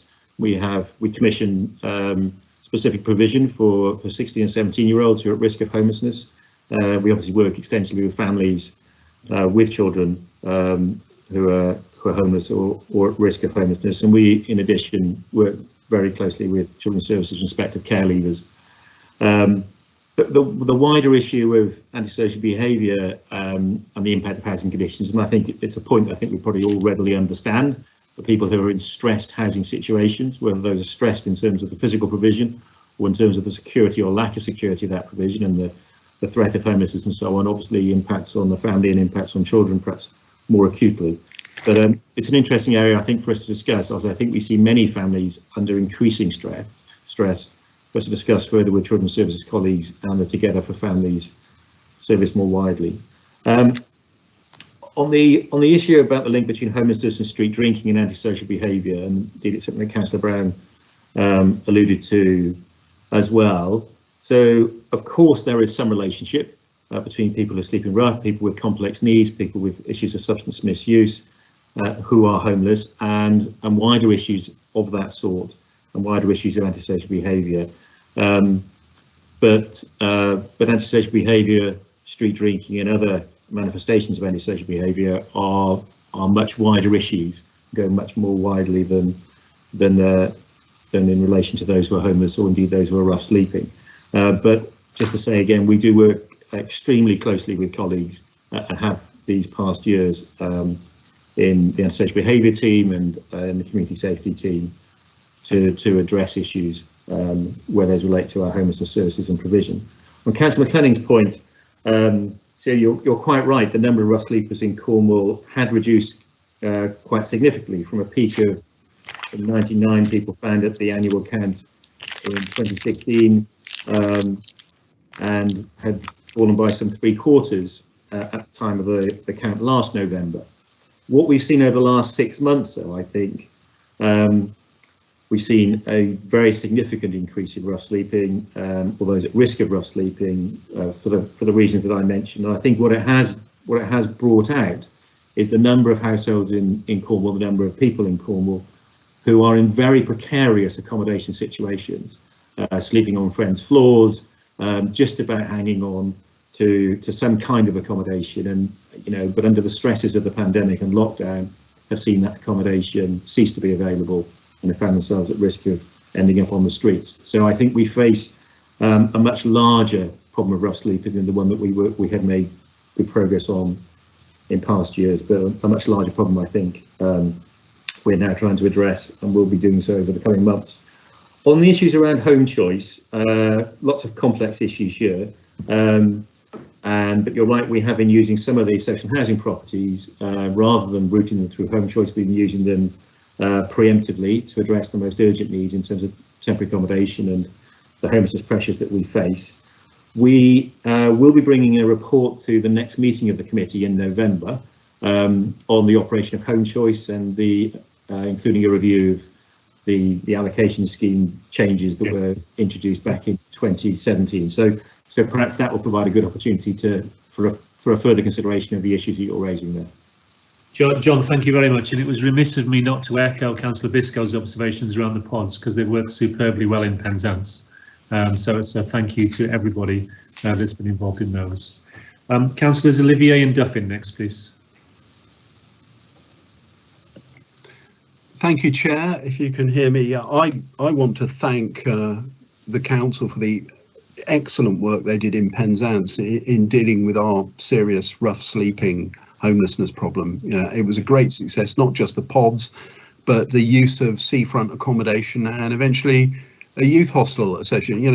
It was really, really great what you've achieved there, and the willingness of the portfolio holder, Andrew Mitchell, in case anybody doesn't know who that is, and the willingness of the portfolio holder and council officers to respond to local concerns and work with local organisations was just excellent.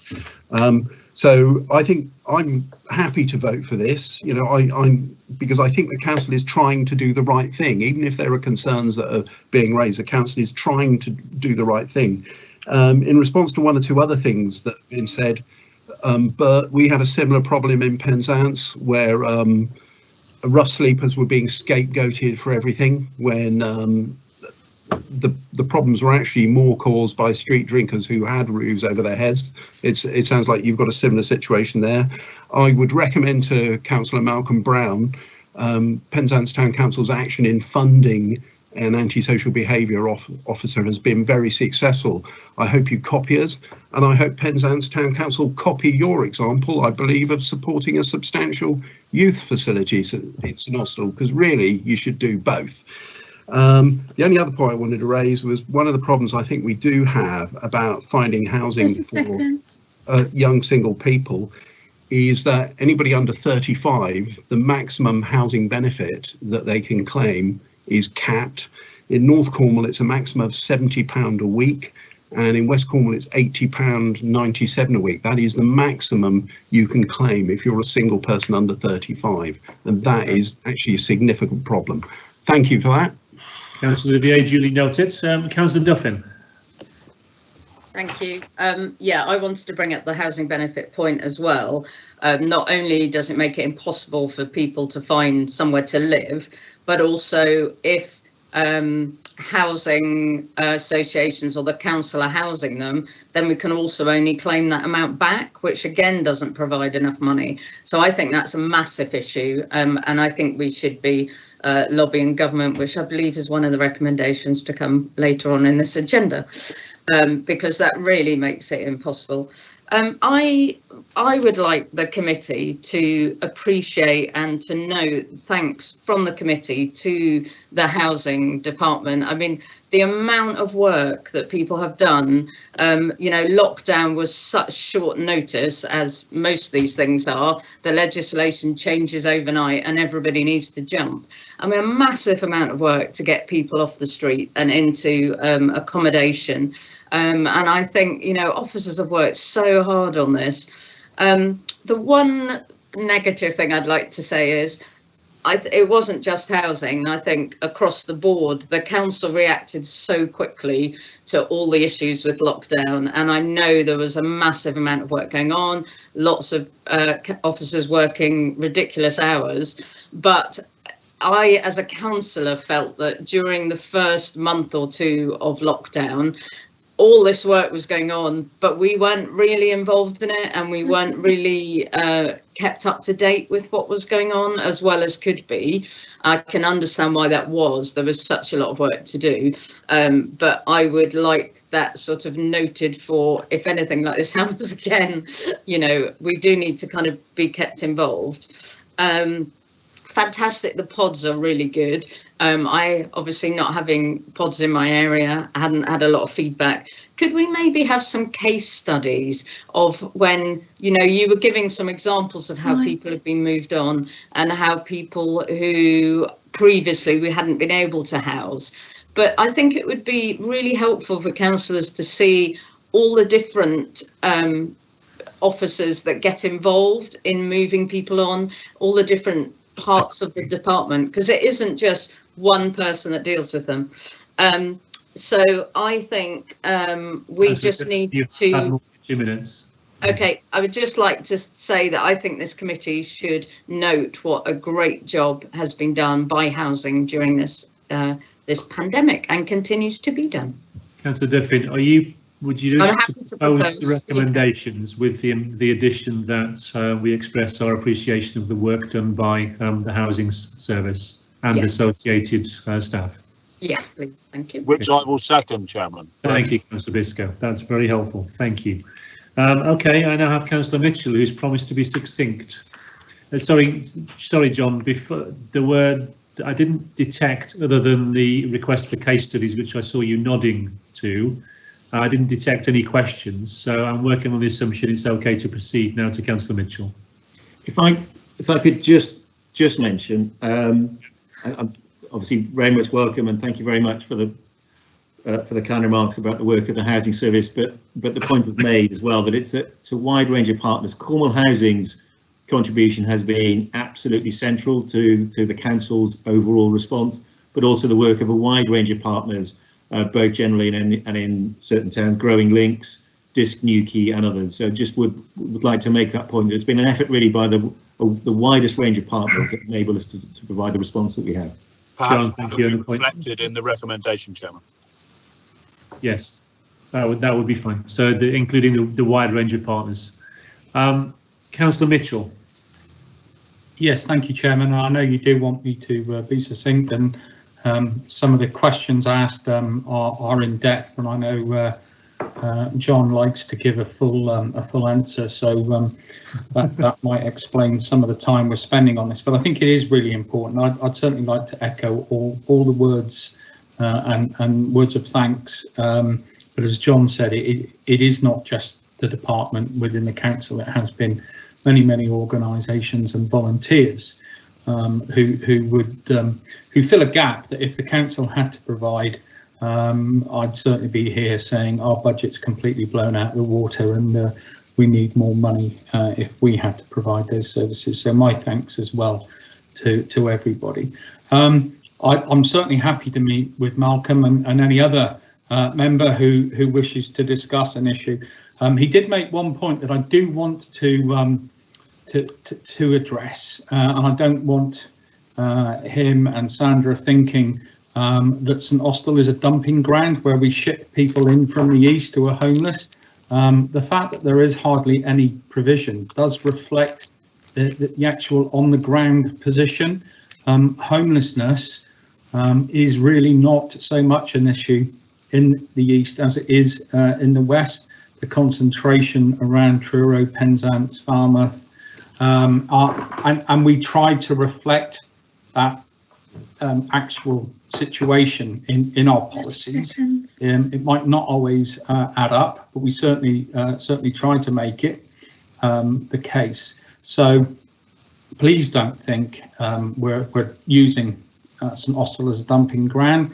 There are, I think, 250 places that are being searched for at this moment across the whole of Cornwall, and those will reflect the need in the areas. I think John would be able to correct me, but I think Cornwall's been divided up into 5 or 6 zones with different providers all trying to provide provision, which is difficult. But the points made by Councillor Biscoe and yourself, Chairman, about how to do things right, as we have done in Truro and Penzance with the bun cabins, will hopefully go to alleviate residents' concerns.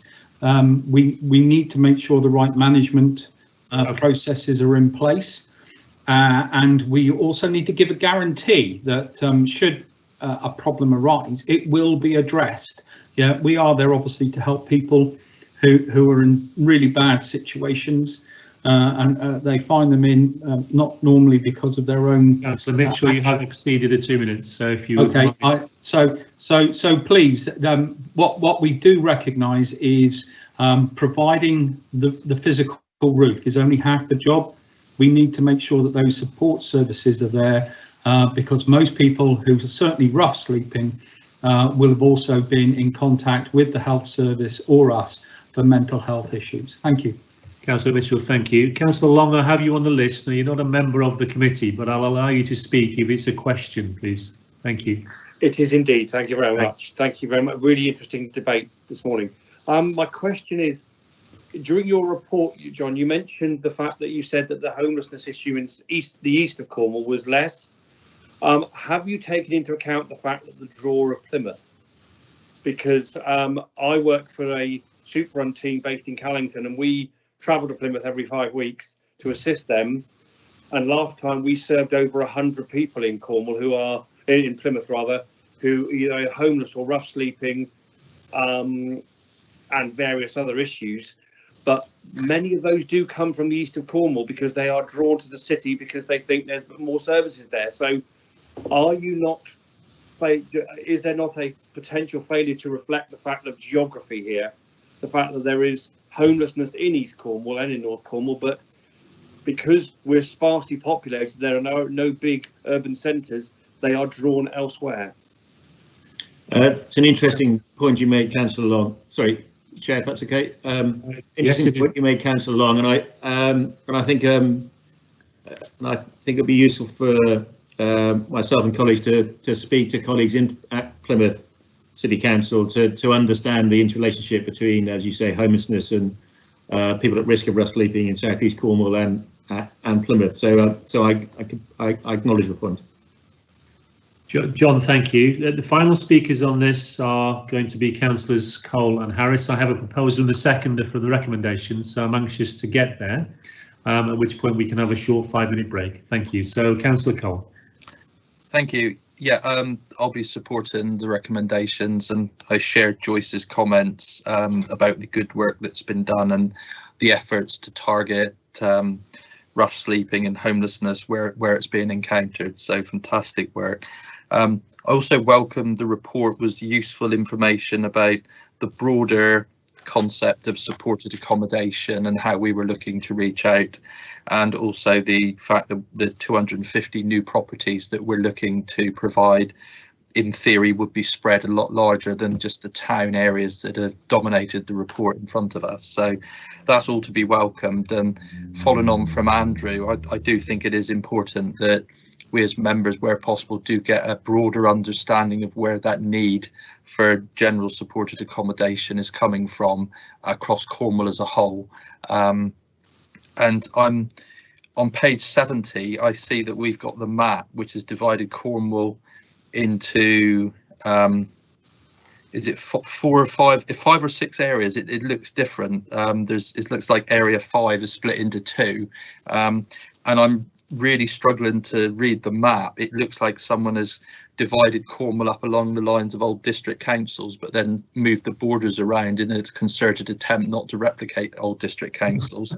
And I've just got a broader worry that as a council we seem to be doing a lot of this. We have different subdivisions of Cornwall which don't reflect other subdivisions that we're doing, and I think if we've got various footprints all the time and data and all the rest of it, we're going to be making difficulties for ourselves. So I don't want any information on that, but it would be good to know how these things are coming through. But certainly members need a better, broader understanding of where the general need for supported accommodation is coming. Councillor Cole, thank you. Councillor Harris. Thank you, Chairman. I'll be supporting the resolution. But a couple of points. The private rented acquisition project, the report says offers have now been accepted on 107 homes. That isn't 50% of 250, it's some way less. I think this project is a long way behind its target. I've been asking the question for some time now. How many homes have we actually purchased? That's question one. The pods, the ones in Truro and Penzance, have clearly done very well. To the extent that we are now looking to purchase new pods. However, I am incredibly worried, and I won't use actual numbers, that I was given a figure for what the pods we are now looking at would cost, but I've referred to officers, a different company that I found ages ago, and I've been asking for these numbers for some time, that are quoting a figure of 40% less for the price of each pod than the price that we are looking at. So I think that needs to be looked at carefully. And the final point or a question, and it's kind of the reverse of what Councillor Long was saying.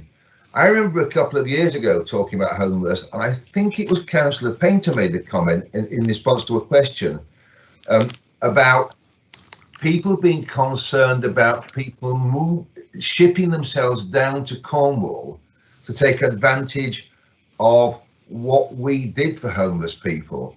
Are we happy that because we are looking after people so well, people are not delivering themselves down here and then putting themselves on our bill? So they were my 3 points. Thank you.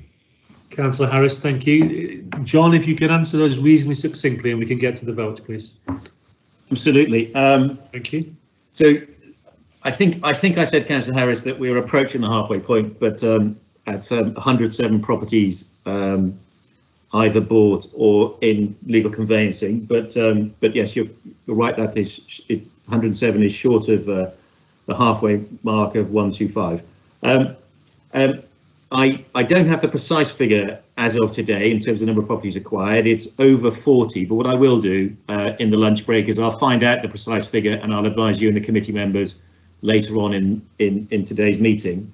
On the pods, as you mentioned, we've had an email exchange, and you provided me with a link to another potential supplier for accommodation for the future scheme. So obviously happy to look at that. Whatever approach we take, it will be through it'll almost certainly be through an appropriate framework where price and quality are tested, and we will ensure that we achieve value for money. But I'll provide you with further detail, and I'll look into the supplier that you suggested. In terms of people coming down to Cornwall in response to the services and the approach that we're taking down here, that's certainly not an issue that we've seen over the last 6 months. I have to say it's been about people, Cornish residents, who find themselves at risk of sleeping on the streets and so on, and meeting their needs. Where we do sometimes, when we do come across people who are from a different part of the country, we do make every effort to try and connect them back to where they come from and their families and their support networks back in those places, except where it's not safe or appropriate to do so. For example, somebody fleeing domestic abuse or whatever. But and those reconnection efforts are often successful. So it's something that we always keep under review, and we're conscious of this, but it's not a phenomenon that we've seen to concern us to date. John, thank you. Members, the recommendations which have been proposed by Councillor Duffin and seconded by Councillor Biscoe are on pages 41 and 42. Councillor Duffin, did you want to add in fact, I know you wanted to add in something to thank the officers and partner organisations for the tremendous work they've done during lockdown. Do you want to give Lynn a form of words so she can read that out? Chair, I've got some words, if that would be helpful for Councillor Duffin, as I'll just read it to you. So the recommendation proposed by Councillor Duffin and seconded by Councillor Biscoe, that the Economic Growth and Development Overview and Scrutiny Committee note the actions taken by the Council and housing providers in Cornwall to accommodate those who are at risk of homelessness and rough sleeping during the COVID-19 pandemic, and to forward appreciation to the housing service and the wider range of partners involved. Is that okay? Thank you. And then if I go on, so the second one is endorse the commitment that everyone approaching as rough sleeping or at imminent risk of rough sleeping be made an offer of accommodation. And the third is to endorse the plan to provide additional move-on accommodation and support services to meet current and future homelessness needs, which include the proposals submitted to MHCLG under the Next Steps accommodation programme. Thank you. So would you like to proceed with the roll call then, please? And obviously, Councillor Duffin proposing, Councillor Biscoe seconding. Thank you. Thank you. If I will call out the committee members' names in turn, and if they can confirm if they're for or against the proposal. Councillor Biscoe. For. Thank you. Councillor Brown. For. Councillor Cole. For. Councillor Duffin. For. Councillor Ellenbrook. For. Councillor Frost. Councillor Frost. Lynn, you're not coming across particularly clearly, so. Oh, Councillor Frost. Don't think he's there. I'll move on to Councillor Harris. For. Thank you. Councillor LeBroy. For. Councillor McKenna. For. Councillor McLennan. For. Councillor Olivier. Councillor Olivier. You're on mute, Cornelius. Yeah, a slight problem. For. Thank you. Councillor Pascoe. For. Councillor Pollard. For. Councillor Rushworth. For. Councillor Thomas. For. That is 14 members for, so that is unanimous, but Councillor Frost doesn't appear to be on the line. Yeah. No, I'm here. No, I'm here. Oh, you are, I will. Sorry, my mum phoned me because I'm still on my phone. I'm still having trouble on my tablet. Just as you started the roll call, and I was trying to get it off. That's my fault. But I am for.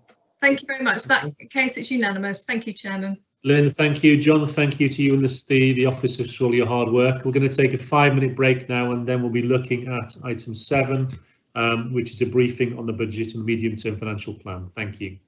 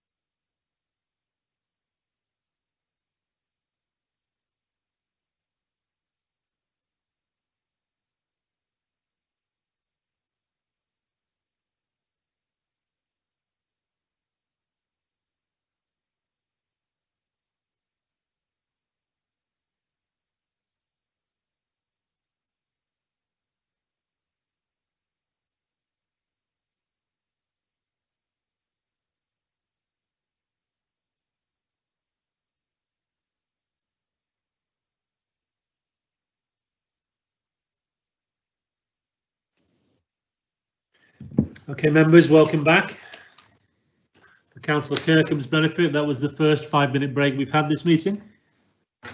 Blimey, you must be exhausted. Almost. We've come to item 7, Jane, which is the budget. So, Lynn, are we good to go?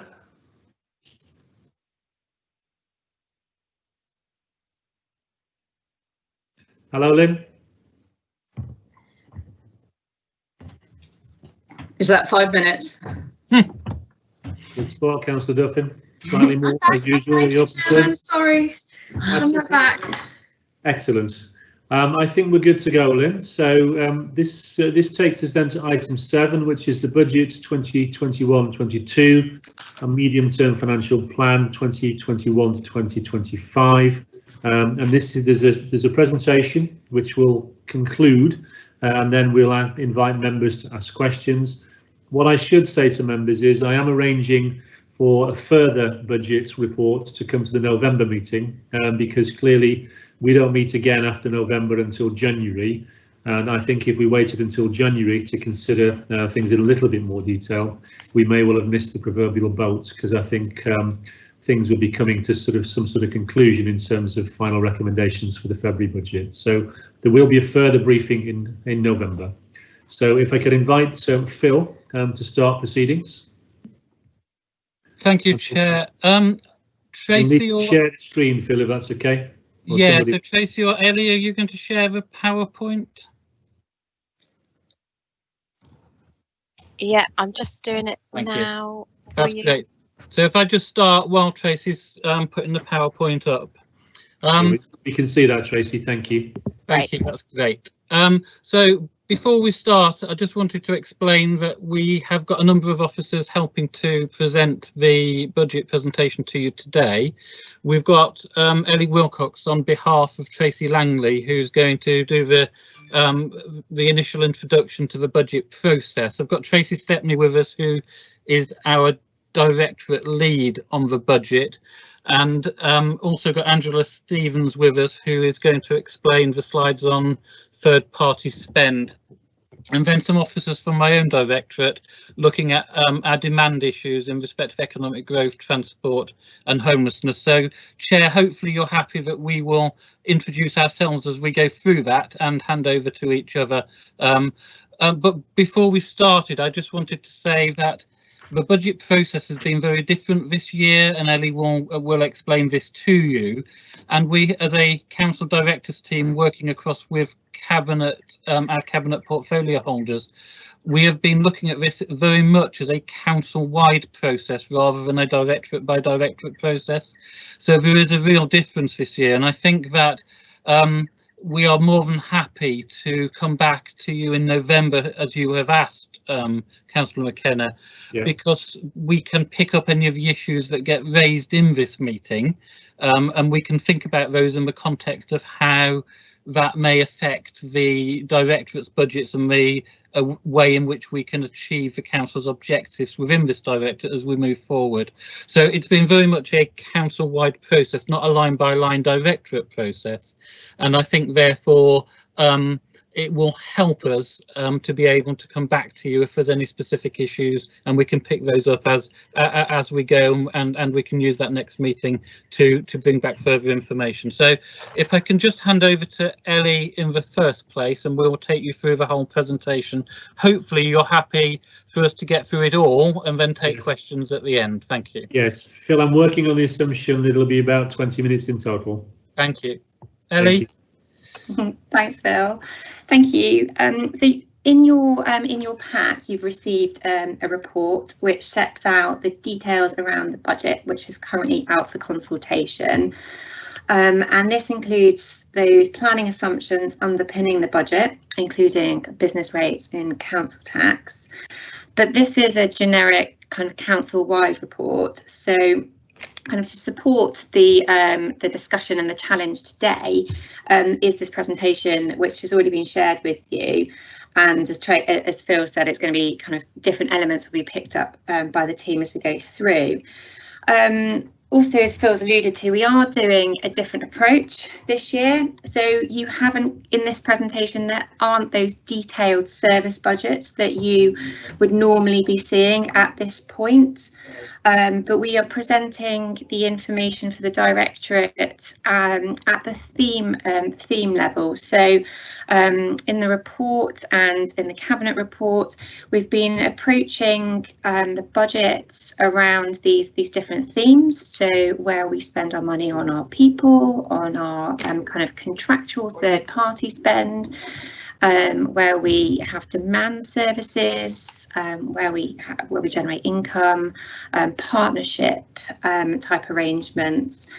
And the reason for that is that we're facing some significant financial challenges, and a different approach is required to help kind of find what we need to find. So Tracy Langley is a Section 151 officer who's asked me to remind kind of officers members that she's got 2 red lines with her budget, or with your budget in setting the budget. The first is that there's a minimum of £35 million in the general fund reserve, and that there can be no new pressures added to the budget without corresponding savings found. As you'll note, we are already in a gap position and we need to be looking for options to close that gap. So I thought it was also worth me just quickly saying that the context for this budget has been really, and it continues to be really challenging. The environment is rapidly changing, and this uncertainty makes it quite difficult for us to set budget assumptions. So what we have at the moment is our knowns for now. However, since the report that was published has been written, Treasury has delayed the budget until next year. We thought we might have a 3-year spending review. That's now looking likely to be a single-year spending review. There's speculation around the new homes bonus that might continue going forward. And then last night there was the announcement of further funding by the Chancellor for current financial challenges with COVID for this year. So all of this is just the context is that there's so much kind of going on, which does make it challenging. And that's kind of where we are now. But when the budget was approved back in February, or the MTFP was approved back in February, there was already savings of £17 million for next year, so for the 21-22 budget, plus a budget gap of 12 million. So that brought the total required to around 29-30 million. That was just coming into this financial year, let alone all of the things that we've been facing. So as part of the process, kind of CDT and my team and cabinet, we've been looking at the assumptions that underpin that budget, and looking at some of those assumptions, such as business rates growth or council tax growth, things like that. What's actually happened is that we've had to revise those the figures, and it's increased the gap. So the gap is now 19 million, and therefore the total amount that the council needs to save is around 36 million pounds for next year, and then rising to almost 60 million to 58 across the 4 years. And it's due to this scale of savings that we need to find, and the fact that the council has made significant savings over the past kind of 10 years since it was established, that we want to move away from that individual service budget savings to a whole organisation approach towards transformation. And I think it's really worth noting that it's not going to be a quick fix. This whole organisation transformation is going to take kind of the life of the MTFP. So we are going to have to take a different combination of savings initiatives to be able to balance over the 4 years. For example, looking at some one-off savings as those longer term kind of recurrent savings come through. But I'm going to hand over to Phil now, who's going to talk you through some more about that transformation and some of those kind of plans around those different budget approaches. Thank you. Thank you, Ellie. That's really helpful. Hopefully for committee members, it provides a good introduction and background to how we're approaching the budget. And Ellie's referred to the need for transformation, because if we just continue to work the way we are doing at the moment, we in a sense will have to just keep taking money from existing service lines, and if we keep doing that, then those services will become poorer for it. And we will not be meeting the expectations of our communities, residents of Cornwall, and the people that we're here to serve. So we, in a sense, there is an imperative to change the organisation, and we, in so doing, are looking at all of the things effectively that we could be doing in a different way, which would make it easier to provide our resources, lining those resources up with the outcomes that we want to deliver, because our residents have told us that's what's important to them. So in so doing, we will need something that we're referring to as a target operating model. Essentially, what does this organisation look like when we've made those changes and when we've done that transformation? Because we need to understand what that might look like to be able to establish the guiding principles for the changes that we need to make. So we are developing with involvement of staff the target operating model and the design principles, which then enable us to make those changes. And when we go down that route, we talk about the benefits realisation process. Essentially, how do we release the resources through those changes to ensure that we can still deliver for the residents of Cornwall, of course with less money to pay for those services. And the autumn will see significant engagement across the council to develop the detail of that transformation plan. So as Ellie has said, it's going to take the whole of the medium-term financial plan period to make those changes, and we are at the start of that journey, not at the end of it. So I've talked about outcomes, and the whole approach to the budgeting exercise is around ensuring that we focus on outcomes, and therefore the things that the residents of Cornwall need us to focus on. And because, of course, we have finite resources and we have to prioritise those, we want to focus the spend of our money in the right place. And I'll talk about some of the things in a moment about how that will happen. One of the approaches that we've employed is something called activity mapping. So instead of looking at the money which is spent on a service or a service line by line area, we've looked at how money across the whole organisation maps across to different types of activity. So it's the activities that you're concentrating on, not the existing structures and services. And what we are looking at is, therefore, if there's any pressures within the system, whereas previously we've come forward through the budgets exercise with a sort of long list of new pressures, we will need to look at, in terms of pressures in a finite resource, how we can fund those, but equally where do we make the savings and how do we make the savings so we can move the money to those areas. So opportunities for further savings and ideas are the things that we need to be looking at to ensure that we will have enough resources to be able to do what we need to do. So if we can move on to the next slide, please.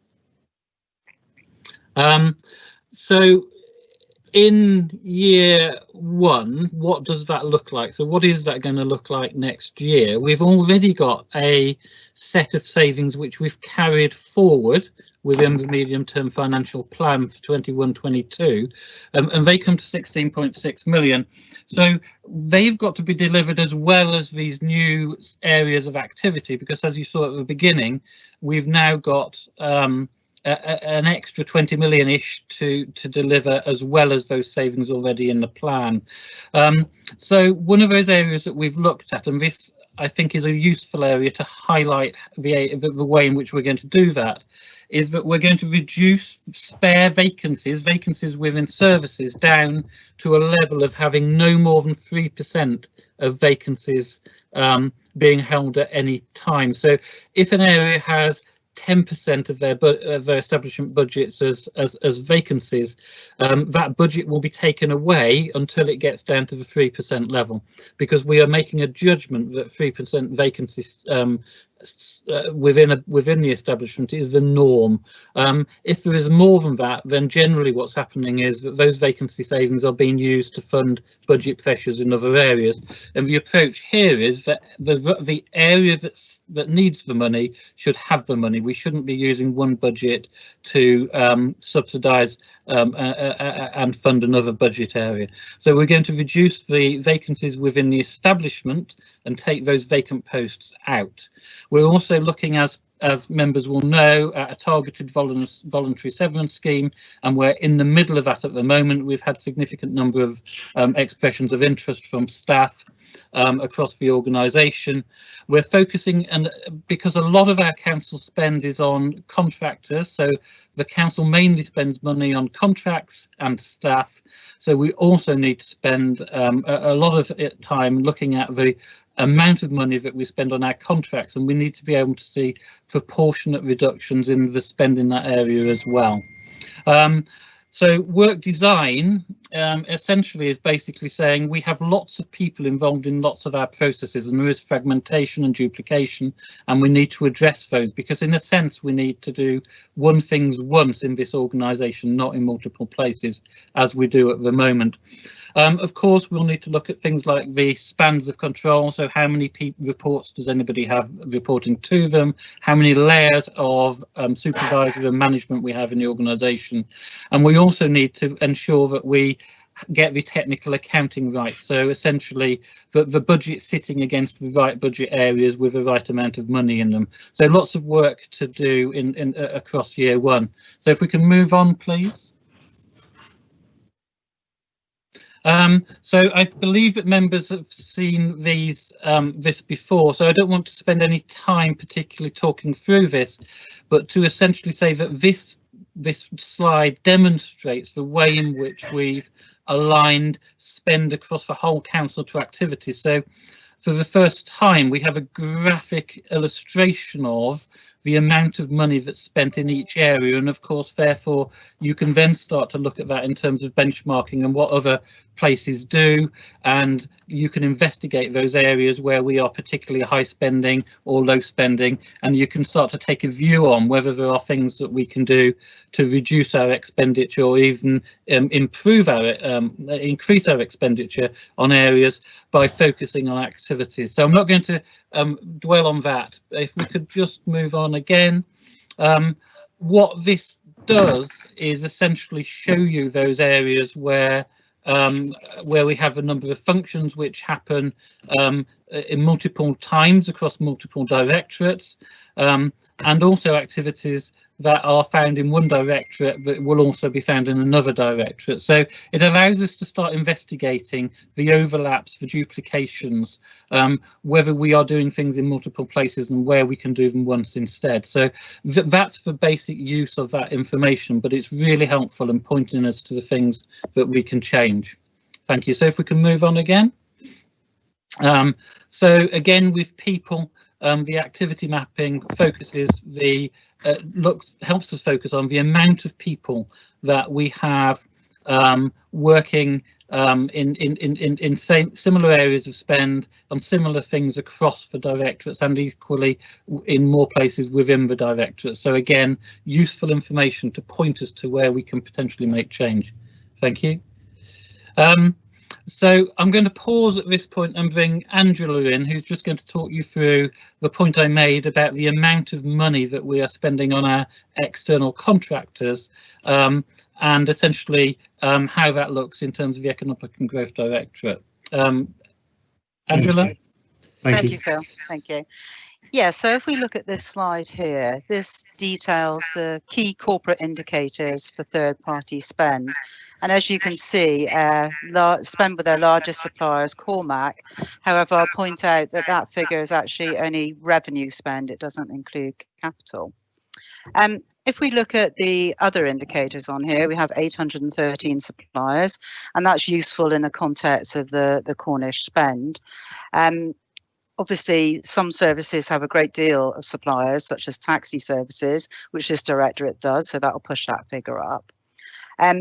The invoices are interesting from the point of view that obviously there are admin and processing costs associated with each individual invoice. So it's important to try and reduce that number. And there is work undergoing in the operational sourcing team at the moment to try and reduce what we call tail spend. However, care has to be taken here, obviously, because what we don't want to do is to limit opportunities for small and micro businesses accessing opportunities. With regards to the Cornish spend, might feel that 60% is quite low. However, this is purely based on the suppliers having an address with a local postcode, so essentially an office in the county. What it doesn't do, it doesn't, for example, capture whether there is actually a market for those services locally, and some obviously there are not, and neither does it capture the amount that those services are impacting on their local economy. So with that in mind, commercial services are actually undertaking a piece of work at the moment where they're investigating the use of national TOMs, which is themes, outcomes and measures. And this will enable us to measure social value within each procurement, looking at things such as jobs, growth, local spend, that sort of thing. Okay, so could you move on, please, Tracy? Right, so this one, as you can see on the left here, is the top 10 suppliers by value for 1920. And again, we see Cormac at the top, but it is just revenue spend. What's important here is there's some of these suppliers, for example, Laser Energy and SSE, reasonably big supplies, and they're not deemed Cornish suppliers, so that will impact on that percentage you saw.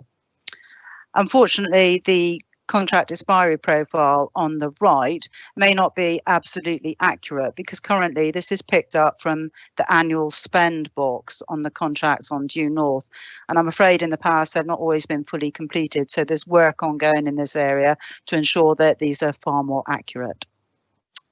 Okay, Tracy, could we go on to the next one, please? Okay. And again, this is detailing our strategic and critical contracts. And as you'll see straight away, Cormac Solutions, the annual value is significantly higher than what's been reported. Again, that's because of the capital element. And really, this is just for you to view to see the types of services that we were on: school buses, park and ride, various transportation and waste projects. And I think that's it for me now. Thank you. Back to you, Phil. It is, yes, thank you. So we just wanted to talk about demand management, and we've got a few slides which the relevant service directors and heads of service will just talk to quickly. Demand management is essentially the only way in which we're going to be able to afford to run the services which we have, because the demand-led services are those such as adult social care, but in our context, such as homelessness, and we've talked about that already. And if in effect we just keep responding to demand without trying to manage it, then we will have we will never be able to afford to supply the services we need to give to our residents. So essentially demand management is about the mitigations and the changes and the ways in which we manage need and demand. And you know, in effect, we need to look at need rather than demand, but we also then need to find ways in which we can do those, provide those services in a way in which we can ensure that we can afford to do that within our budget. So we'll talk a little bit through some of those examples that are relevant to our services, because we have quite a lot of areas across the directorate where we are in need to respond to demand and therefore need to find ways to mitigate and to essentially put in place strategies to ensure that we can afford to meet the needs of residents across Cornwall. So if we move on. Phil, before you do that, just to say I would welcome the fact that you are going to start to shift the focus to need rather than simply demand. It's really important that we provide services to those who actually need them, rather than possibly in some cases to those who think they do. So welcome that. Yes, okay. Thank you. And I think that's absolutely right. And it's the first step really of demand management, is to ensure we are focusing on those people who need those services the most. So I'm just turning to Glenn in the first place to talk quickly about the economic position. But of course, you've heard quite a lot about this already in the previous presentation. Glenn? Thanks, Phil. Yeah, so I'll just do a quick whip through the next 3 slides and summarise them, because, as you say, we spent a lot of time on this morning, and really the point of the next 3 slides are really just that we are expecting demand to rise. So whether that be in terms of people on universal credit, whether that be supporting businesses to realign to new opportunities, or people reskilling for new sectors, we're expecting that to continue. All of the data we are seeing at the moment suggests that as we go into autumn and winter, we will see increasing numbers of redundancies. As the kind of support begins to come to an end, and the potential of local lockdowns become real, then the kind of worst case scenarios that we looked at earlier on in the meeting potentially start to impact. And what we know from businesses is that we're likely to see the impact of that come through into redundancies a lot quicker. The first time around, and during the first lockdown, the initial lockdown, some businesses did have a bit of resilience in their balance sheet, but as the longer this goes on, and the more they trade in a way that isn't most productive because of social distancing, then their resilience is declining as well. So I think this is just a note that we are going to see demand increase for an economic growth department directorate that will reach across all of our services, and clearly if the council wants to play a role in mitigating some of those, we'll have to think very carefully about how we budget for that and perhaps change our priorities. I think, Phil, that was all I was going to say on those slides. Thank you. I believe that we have, if we can move to the next slide, keep going. We can, Glyn is here, I know. Can Glyn talk to this slide, please?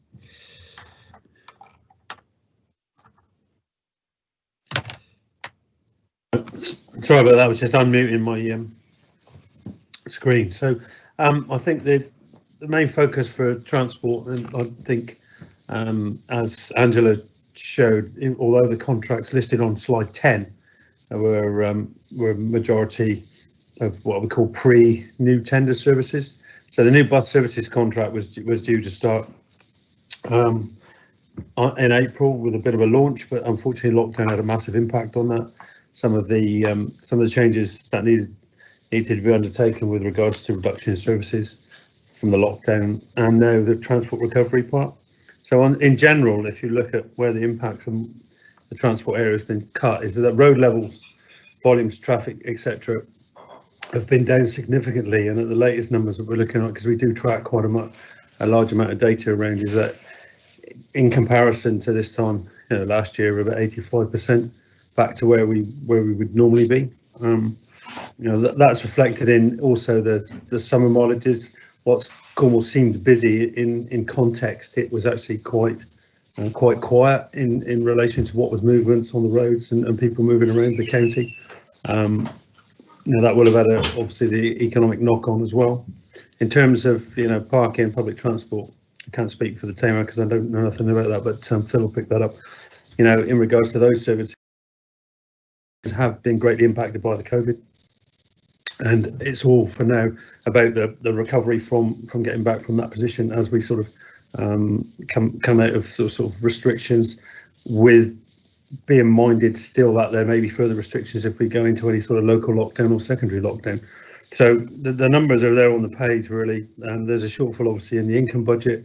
There was a grant provided by the government which has picked up some of that, 70 pence in the pound. So we're looking to recover some of that shortfall that we've got. Again, profile on parking at the moment, those figures were down as you'd expect because of the situation of the pandemic. September, it says on a par, actually September was a good month, so we were higher on income in car parks in September. So that's a positive. As we come into October, again, with the weather will dictate on that, whether people staycation longer, for those that haven't got the children at school, but we just monitor the situation. And then if you look at public transport, obviously we were expecting a fairly major change in the operations, but in March the lockdown came, and the government issued the various grants to keep the operations running at 50% on essential routes. So the core network was reduced down to 50%. That has been slowly been increased as we come out of the COVID, and essentially as part of what the transport recovery and public transport recovery plan is doing. We're currently in about 80% of operational, 85% fully operational from a both commercial and supported network. Patronage has obviously had a massive impact. We were down at one point to 10% of the operation. But, you know, some of the monitoring we've done around August, September, we're now back to 44, and now so we're kind of higher than that again now as we begin to sort of unlock the situation. What will be a key part is what sort of Glenn has touched in. What will the work and the economy look like from the end of the furlough period? Because will people use public transport again to get around the county? So 1st of October will be a marker on what happens with regards to greater use of public transport for people to and from and to work. So we continue to monitor that situation. Biggest challenge for my service is probably really the school transport and the recovery of the return of the kids to school. Very challenging, very demanding. We've had to duplicate a number of services where we've needed, but again we've also picked up substantial funding from the government to offset any duplications we've got to try and fill the gaps. So it's just a very much a recovery position, and we're continually monitoring to see how capacity might change or demand might change, which is in theme with the way things will probably work in the future. Thank you. So Glenn, I'm happy just to cover the Tamar crossings. So the figures just show the traffic levels again, of course, were down during lockdown, and they have picking back up, but have actually been below the normal level. So because the undertaking is jointly owned by both authorities, and it's essentially its constitution requires it to pay for itself for both the bridge and the ferries, then there has been a predicted and growing deficit, which is using the reserves, and that reserve position is such now that we need to take action to ensure that we don't get to a position where it has to or would need to, you know, go below its bottom line in terms of its cash position.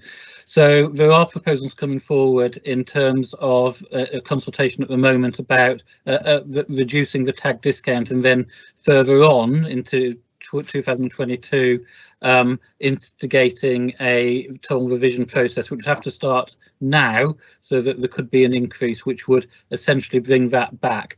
Having said all of that, there is a claim at the moment in terms of the loss of income included in our government return, and we are pushing for government support in respect of this. So those actions, mitigations, would not be needed if we did get some support from government. So if we can move on to, I think this is homelessness. John, if you could speak quickly to this, because we've already touched on this before as well. Thank you.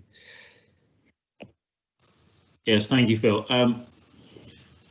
So as mentioned in the report, and I'll go through this briefly, we have seen a near doubling of the number of households in temporary accommodation, and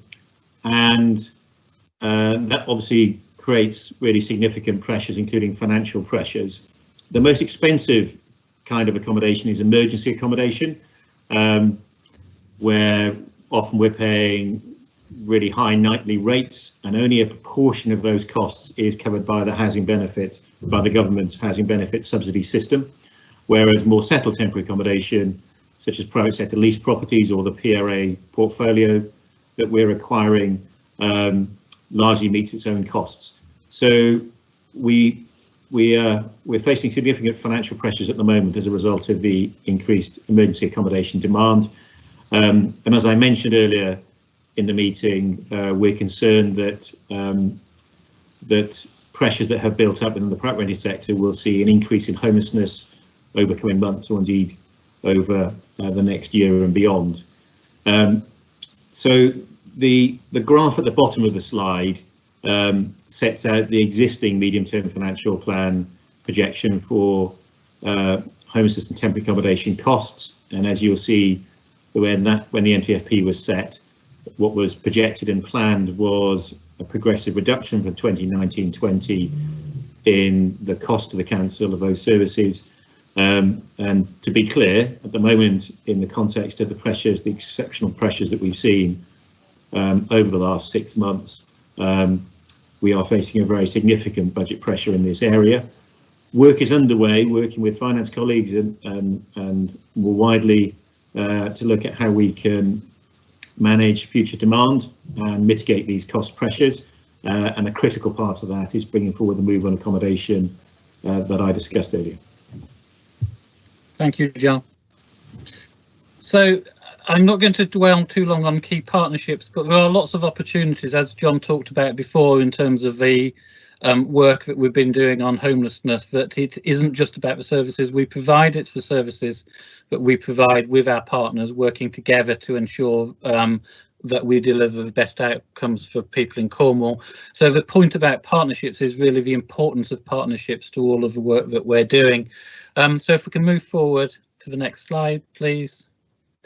So overall, these slides are showing the gross expenditure and the gross income of, and we've provided the slides, so I'm not going to go through those of the directorate, so you can see the types and level of spend.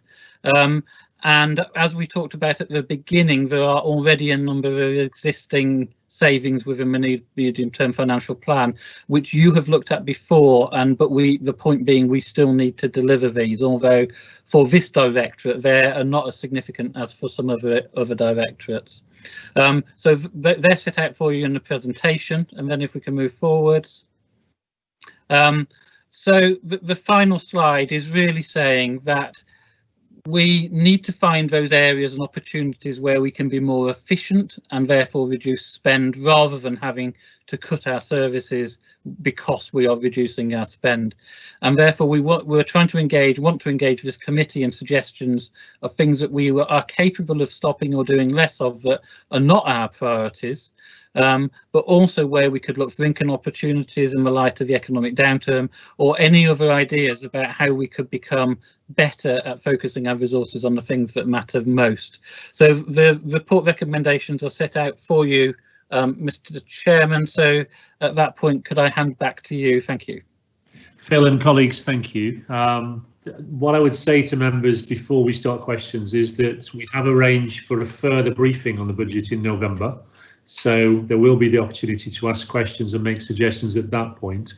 And as Phil said in his introduction, comments made by members, they may not be able to be answered at this point, but they will be taken into account, and if necessary they'll be followed up outside of the meeting. So I've got councillors Ellenbrook and Olivier to start, please, and then there's an absolute rush of members coming in. Clearly you're not hungry. So councillor Ellenbrook and councillor Olivier, in that order, please. Thank you, Chair. On page 126 of the papers that we've got, there's a very interesting and very difficult to read piece of information talking about current operating model and future operating model. Are we going to get at some stage, or have I missed an explanation of that particular slide? Because it looks, where I'm squinting at the writing, actually quite interesting. So I'd like to see some more of that if possible. Thank you. Thank you. Councillor Olivier. Thank you, Chair. Well, I'd like to start by saying I've recently visited Essex, and I was very struck by how poor the quality of the roads were compared to Cornwall. That's just a hint if you were looking for a possible economies, slightly more targeted approach. I'm not sure. I mean, it's a tentative hint, right? But the point I wanted to, Phil talked earlier about the possibility, if we're activity mapping, that that it would be possible to actually increase spend, perhaps, if we thought something was particularly important. Surely that's a pretty theoretical possibility. I mean, if it was possible, I realise the housing revenue account budget is done separately, but would it be possible for the council to top up the housing revenue budget, through some sort of contribution from the rest of the council budget? I mean, would it be possible to do some kind of small scale capital investment in youth facilities? I mean, or is that just a theoretical position that he's taken? Councillor Olivier, the financial position is fairly straightforward. For any potential growth, there needs to be compensatory savings identified. That's the one for the Section 151 officer's position, and that's perfectly reasonable given the scale of the gap we need to close. But in theory, it would be possible. I think that's the case. Well, perhaps reduce the delegated highways budgets and build youth centres with it. Just I don't want to start a whole new debate, but that is noted. Councillor Kirkham, would you like to ask your question, and then Phil and colleagues can come back? Sorry, mine was just a very small one about buses. Actually, it was very small. Just about this, some buses being student buses only. I was a bit concerned that that would affect sort of commuter routes in Truro and Falmouth. So is that the case, that some buses are being turned over to students only, and so there are no other buses at certain times if they're not replaced with ones that other people can use? Okay, thank you for the question. Phil, colleagues, would you like to take the questions that were asked there, please? Yeah, thanks. So if I can start, thank you.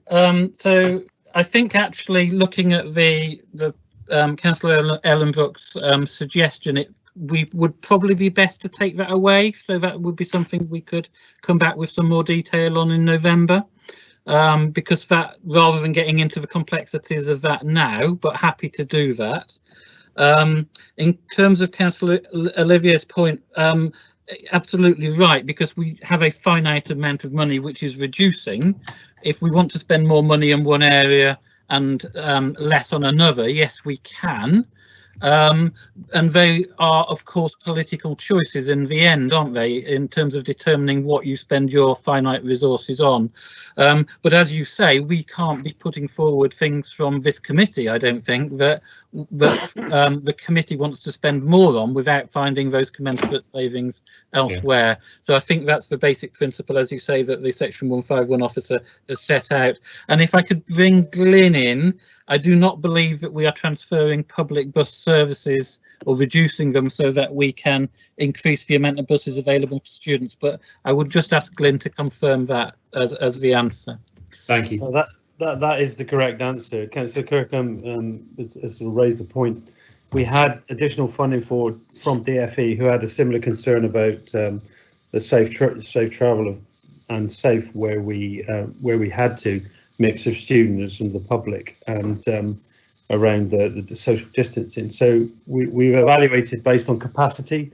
So obviously, if you're coming from a 10% position on services as you're reintroducing them, you're coming from a lot of green to very little amber and red. So it's only been on a number of services where we've had to run duplicate services, but where we have had a capacity issue, we've run a duplicate service. And from what I remember from the last report that I had an update on, I don't think any of the intense services have been affected. And that applies to the university buses as well, doesn't it? Yes, it does. At the end of the day, the university buses, again, have got a separate contract similar to... Yeah, they're with First, aren't they? Yeah. With Truro College, but we work with the operators to review capacity over the overall network rather than just an individual services. Glyn, thank you. And Councillor Kirkham, you were allowed to come back in that instance. You're very welcome. Sorry, Chair. No problem. I'm getting used to it. Councillors Cole and Rushworth next, please. Thank you, Jim. Mine's quite a short one. It relates to staffing and the discussions about vacancies and all the rest of it.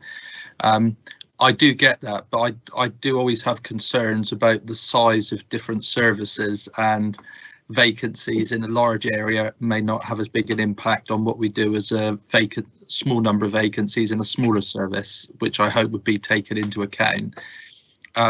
This kind of follows on from previous briefings where Tracy has talked about staff being more focusing on their transferable skills, if you like, and how everyone can move around and do lots of different jobs. I accept that probably for the vast majority of the council, but a lot of our staff have specific jobs, they have specific knowledges, and they have specific skills that relate to their field of expertise. And I am a little bit fearful that if the wrong people are looking to take redundancy, for example, we're going to lose a lot of knowledge, and we're not going to save any money at all, because we won't have anyone left to do the work, and then we'll be spending a lot of money on consultants to do half a job and paying them twice the money for the privilege. So I hope that's something that senior management is taking on board. Thank you. Councillor Cole, thank you. Councillor Rushworth. Thank you, Chairman. My questions are on clarity and really hitting on a bit of what Dick said. Firstly, could somebody tell me on page 108, we've got item 4.10, pay and grading. Could somebody explain to me what that means? Does it mean that we're going to be paying more officers at the top more money, and down the chain less money, or is it everybody going to get an increase? Secondly, could somebody tell me what a target operating model is? And finally, just some points. Could you clarify when you say 60% of the money is spent with Cornish companies, are you including the money we spend with Cormac into that 60%? Because obviously that's quite a large amount of it, which is 16.6 million. Okay. And you know, could somebody explain to me what's the difference between a transformation or restructuring? Because they both seem to be what you're talking about, and obviously with restructuring that does mean lots of strimming of staff, as Dick pointed out. I understand we asked for 200 people to come forward for voluntary redundancy, and that was in the end we got 600. So will that 600 be enough to cater for the whole restructuring? Are we going to be looking at making more than that in the future to hit the targets? 30 seconds. Thank you. I'm loving the use of the word finally, Councillor Rushworth, halfway through, but I think hopefully some of those questions can be answered shortly, and some can be answered no doubt outside of the meeting. Can I ask Councillor Biscoe to raise any questions he may have before coming back with some responses, please? Oh no, you may. Yeah, sorry. Well, just a couple of points, Chairman. The first one is that I must pick up old Cornelius there on his issue, his idea of reducing the amount of spend on transport. It is always important, as indeed the council has done very astutely in terms of understanding its role in the Cornish economy in relation to the contracts that it lets, and the need to be looking at ways of letting contracts to Cornish companies so that we're actually adding value to the Cornish tax pound within Cornwall. It is equally the case that applies to employment and supply. And it is really, and bearing in mind, of course, Cornwall's geographical location, which is always a primary factor in our calculations. If we reduce the standard of our maintenance of our highway network, then we will knock that on into people not being employed. So we will increase the burden because we will reduce capacity. We will increase the burden on the state and on society as a result of that. And we will also reduce the ability of businesses to do business. I mean, it's one thing to talk about working from home, Chairman, and completely another to say if you produce something, you've got to deliver it. If you sell something, you've got to go and make your pitch, and so on and so on and so forth. We do need to be able to move about. If we're going to move people about, then we must clearly have a road network until we get into teleportation. And then the second point, which is for Phil Mason, and that is, it does seem to me that there is a bit of a tension between the notion in the introduction that what we're doing is responding to what residents need, and then what we're doing is actually forming a model that enables us to do what we need to do because we can't afford to do anything else, and to restructure in order to be able to reduce our costs in order to do that. So there seems to be a tension between desire and need, and I would appreciate some comment on how we're going to resolve that tension. Thank you very much. Phil and colleagues. Thank you. So just responding to the point about vacancies and also how we're going to manage the voluntary severance. So I think the point about vacancies having an impact in smaller teams is absolutely understood. The thing that I didn't mention in the presentation, and I should have, is that economic growth and development actually's vacancies margin is less than 3% now, so we don't tend to hold lots of vacancies across this directorate in a way that we will find in some other parts of the council. Therefore, we're not doing what other people are doing, which is using that money to offset overspend, sorry, in other areas. So, but it is absolutely noted that that these principles are being applied, but in some cases there will be exceptions, and that's the same with all of the principles which we are going to put forward. In terms of voluntary severance, there is a very careful process going on, because the offer to staff at the moment has been about staff expressing an interest, and what we are now doing is going through the process of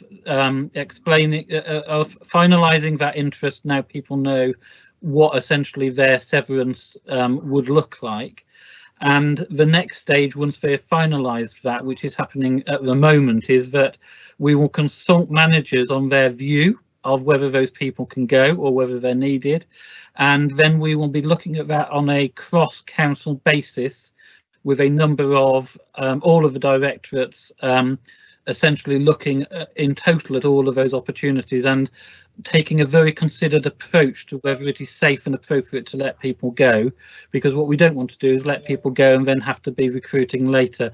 And I think the same point is made for the people who can move about the organisation, because you're quite right that not everybody can. Some people have very specialist skills and don't want to move across the organisation, but what equally we don't want to do is to allow people to go and then to have to replace those people with the same sets of skills later. And we equally don't want to be employing people in one part of going out to recruitment, sorry, in the organisation at the same time as we're making people redundant, if we could have moved people about the organisation.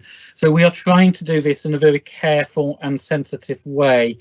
In terms of the pay and grading review, essentially we've become stuck in our current pay and grading system because we moved to a model where people didn't get incremental rises. They had a grade with a bottom and a top to that grade in terms of salary, but the only way you could move through that was through our system of performance review in terms of the way in which you've contributed, the contributory related pay. What that has done over time, particularly because of low pay awards for the last, not very recently, but before that, with austerity, is that there is a discrepancy and an inequality of pay, with some people long-standing paid at the top of the grade and other people at the bottom, and no real prospect for quickly being able to progress through it. So the system needs to change. The system is about trying to be fair to all employees across the whole of the pay ranges, but also looking at the market to determine what that point needs to be, because we need to be a market competitive position as we go forward. We believe that will lead to some pressure on the pay bill, but that isn't about paying the people at the top more. That's about having more equality in the pay between individuals within grades.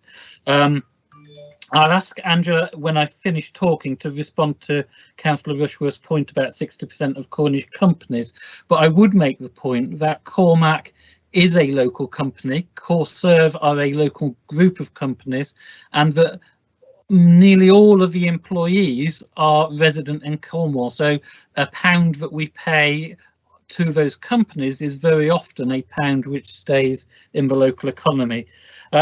The difference between transformation and restructuring: transformation is about having a plan for how we are going to work, and that picks up on the point, what is a target operating model? Essentially, it's making our strategy of what we want to do real in terms of the operational management of the organisation. It's about how you express it in terms of the structures, the way people work, where they work and what they do. So it's about making taking transformation, agreeing the approach and objectives of transformation and making it real sometimes will include restructuring, yes, but restructuring is just a part of the whole. And in terms of attention, yes, there is attention because we have more money, sorry, we have less money to spend, and that is an imperative in terms of change. But if we don't do it in a way that we try and respond to what our residents need most, we will probably be cutting services that are most important to our residents. So this is about thinking about the right approach in terms of being able to respond to residents' needs and prioritise our money to those areas rather than just reducing spend across the whole in a sort of salami slicing way. Thank you. Bill, thank you. I think Angela was I've just invited Angela, Councillor McKenna, if she would like to comment on the third part on the Cornish companies. Yes, certainly, Phil, I'll do that. Yes, Councillor Rushworth, Cormac will be included in the 60% because they qualify in terms of having a local address for the invoicing. I think what I wanted to get across with that slide and the 60% is that actually it's not overly helpful.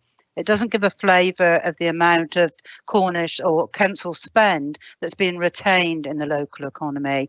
And it also doesn't address the fact that if we might have local suppliers that are not bidding or we're not competitive, or if we don't have a local market.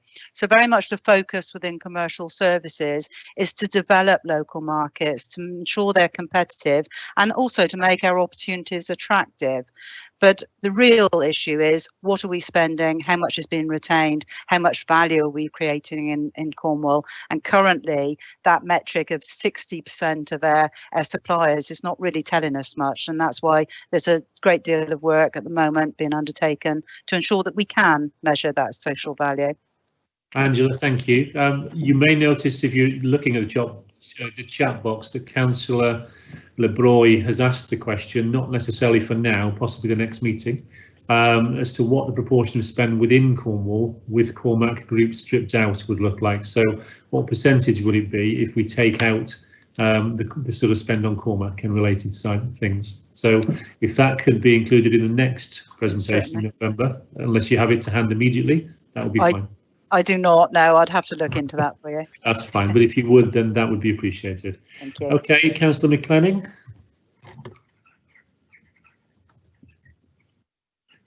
Are you there, Councillor McLennan? I am just switching on.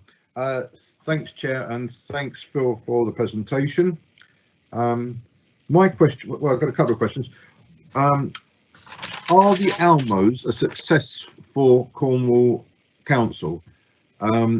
I don't know if I saw the return made by Corso into the figures, but is there a way then that you could be looking at restructuring, including the Almos, which in my humble opinion, think could be a possibility? I'll leave it at that question. Thank you, Councillor McLennan. Councillor Ellenbrook, you forgot something. I hope it's a question. If so, fire away. Yes, my head. No, my question was, and it refers back to what Councillor Broy has also said. I'd like a little bit more information about this 60% of Cornish suppliers, the total spend. Now, I seem to remember that when we were having the presentation, I've scribbled down something about you were going to do some sort of an inquiry into that. Could whatever comes out of that actually be presented to us potentially in November? I think this links very strongly to the motion that Councillors Kirkham and Desmond presented about procurement in Cornwall, and I think it is really, really important that we get the best bang we can for our buck for our Cornish suppliers. And I mean people who actually live and work in Cornwall, as opposed to those who just happen to have an office in Cornwall but not a lot else. Thank you. Councillor Ellenbrook, I would completely agree with those sentiments. It looks like Councillor Kirkham's making a bid to become an officer with that level of information. So I guess that's part of the story. So thank you again, Councillor Kirkham. Councillor Harris, that brings us to your good self. Thank you. Very quick question, just following up what Angela was saying. How do commercial services develop local markets? That wasn't what my hand was up for. One interesting thing in this report, paragraph 512, talking about the transformation programme, and it's saying in paragraph 513, the transformation plan to develop it successfully, investment will be required. It's actually silent on the amount of the investment. When you look at it carefully, they're talking about using the digital transformation reserve, which is about £6.5 million, plus capital receipts. So I think it'd be a bit more transparent to actually show a number on what this transformation plan would cost to implement properly. And I think we should perhaps note that certainly as far as I'm aware as of today, the transformation board as described elsewhere, certainly to cabinet, we don't know who it is, and we are not aware of how the governance of this will work. And in particular, given the size of the programme, from what I am very worried there will be no member involvement in this at all. Thank you. Councillor Harris, thank you. Councillor Malcolm Brown. Yes, I only put my hand up because I think somebody ought to come back on the comments that Councillor Olivier made earlier on about the local member highway schemes. Personally, I think they're one of the very good things that the council has done, bringing back a scheme different from the one that was in the first council.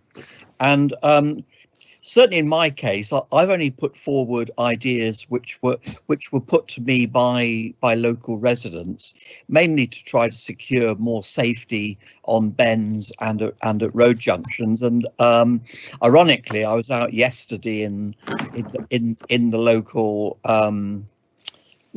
shopping centre, and somebody came up to me and said how pleased they were that one particular proposal which I've been promoting is now going through. It's also very important for our localism agenda, because don't forget these proposals come in consultation with local councils through the community networks, and I actually think they deliver very good value pound on pound compared with some of the bigger schemes. So, you know, I'm fully behind them. The only other comment I wanted to make, and this is just an observation, I don't know how helpful to officers this debate has been, because I think most of our points have been about detail rather than saying, well, we don't think this particular service is needed, or you can spend a lot less on that and a bit more on the other. And I think, to be honest, that is really because we've had so many cuts already that we are down to the bone in so many parts of the council's expenditure. So I think in the circumstances, the cabinet and the officers have done a pretty good job so far. Thank you. Councillor Brown, thank you. The whole point of having today, which is more of an overview, followed by something more detailed in November, is to give members not just some of the context, but also the opportunity to think about potential opportunities to reduce spend. And as Councillor Olivier has pointed out, there might be some opportunities with the requisite savings to do one or two new things as well. But I don't think necessarily ripping money away from roads is going to be one of those options for savings, but I could be wrong. So if I could invite officers to respond to those questions. I've then got Councillors Painter and Dwelly just wanting to comment. We have some fairly straightforward recommendations which I would hope we could take, and that will then allow us to have half an hour for lunch. So if we could invite officers to come in now, please. Thank you. So in response to Councillor Ellenbrook about Cornish suppliers, and I think her words more, you know, the best bang for the buck in Cornwall, I think, Councillor McKenna, that's something we could bring back in November to look at specifically and would form part of that discussion. So hopefully that will be acceptable to the committee. And that point that Councillor Harris made, how do we stimulate the local market, I think is very much a part of that. So if we can talk about that in November, that would be great. So Councillor Harris asked a question about how much investment will it take to implement the transformation plan, and I think my point at the moment is that we don't know. We've identified a budget for that, but we don't yet know how much of that budget it will take, and the cabinet decision for the use of that money is of course in consultation with key members, and I would ask perhaps Councillor Painter if he wanted to comment on that again. And equally, the Transformation Board has not yet sat and not yet been agreed. And again, it's I think a political question in the sense about how much involvement of members in that. But of course, we will be working very closely with Cabinet members in how we take the transformation forwards. And I think Councillor Brown's points were points to note rather than questions. So yeah. Thank you. Phil, can I just ask in relation to transformation boards, presumably there will be some sort of decision made in public on that? So we would expect that all the decisions that we make around how we transform the organisation will essentially be matters of public interest. So that will be my starting point. I was thinking in terms of Councillor Harris's question around member involvement in that. So if the level of member involvement via Cabinet will be presumably a decision which we get to find out about. I think we would have to consider that in the context of what the decisions are about and where the responsibility sits for those decisions, because a lot of decisions that will be made will be operational decisions in the preserve of the head of paid service, who's your chief executive officer. So I think it's about appropriate decision making at the right level, and that's being worked out. A career as a politician awaits, Mr. Mason, should you ever decide to cross the floor. But I just leave you with the observation that transformation is probably not operational, but we don't need to dwell on that for now. Okay. So, Adam, if you want to come in, and then Tim Dwelly, and then I'll ask for someone to propose and second the recommendations. Thank you, Mr. Chairman, and good afternoon, everybody. Yeah, just to comment on a few things. So thank you, members, for your comments. I think, as Councillor Brown said, we haven't had lots of different options. I think clearly options are difficult when money is so short. Clearly Councillor Olivier has given one option, which is fine, about roads funding, and I think there's different views as to whether that would be the right way to go or not. Just to address Councillor Cole's questions around redundancies, I think the redundancies are clearly an important way to resize the organisation, but equally needing to be very careful about how we do that. I think because we have had sort of 600 odd expressions of interest, all those people will have had their numbers by now and the figures about what it means for them. So then they'll be making the decisions about whether they want to take that to the next stage at the end of this month. And during that time, we've made sure that no areas will be able to, we basically put in an employment freeze as far as recruitment. Only areas such as social workers and areas where we've got rolling recruitment programs, we will continue to recruit. Otherwise, it really doesn't make any sense to make redundancies and then potentially be re-employing either at the same, in the same place, or using consultants, and that's certainly what we're not doing, and we've made sure that that won't be happening. On Councillor Harris's question around the Transformation Board, yes, it was mentioned at the Cabinet about a month ago, and it really hasn't moved very far on. I think it was a very embryonic process at that time, and it's certainly not fully formed. As Phil Mason has said quite rightly, that much of it is back office transformation as far as the head of paid service to be doing that, but clearly it has to be in line with policy and in line with what your members' priorities are. So the Transformation Board will feed back in, and there will be member involvement both through obviously the leader, deputy leader, cabinet, and through other members through scrutiny. So we will make sure that that does happen. But Transformation Board is not something that's going to happen, this side of Christmas. It's not even going to happen this side of next Christmas. It's going to be something, as Phil said, that will be a long-term project to resize the organisation. But thank you very much, Mr. Chairman. Councillor Painter, thank you for your very, very helpful comments. Councillor Dwelly, and then Councillor McClellan, you will get a response before we go to the vote. Yeah, thank you, Jim. Just a few thoughts, really, that might be helpful for November. First of all, if you look at the proportion of our spend as a council that goes to small and micro businesses, that's approximately 8%, and some council areas like Manchester get it more like 12%.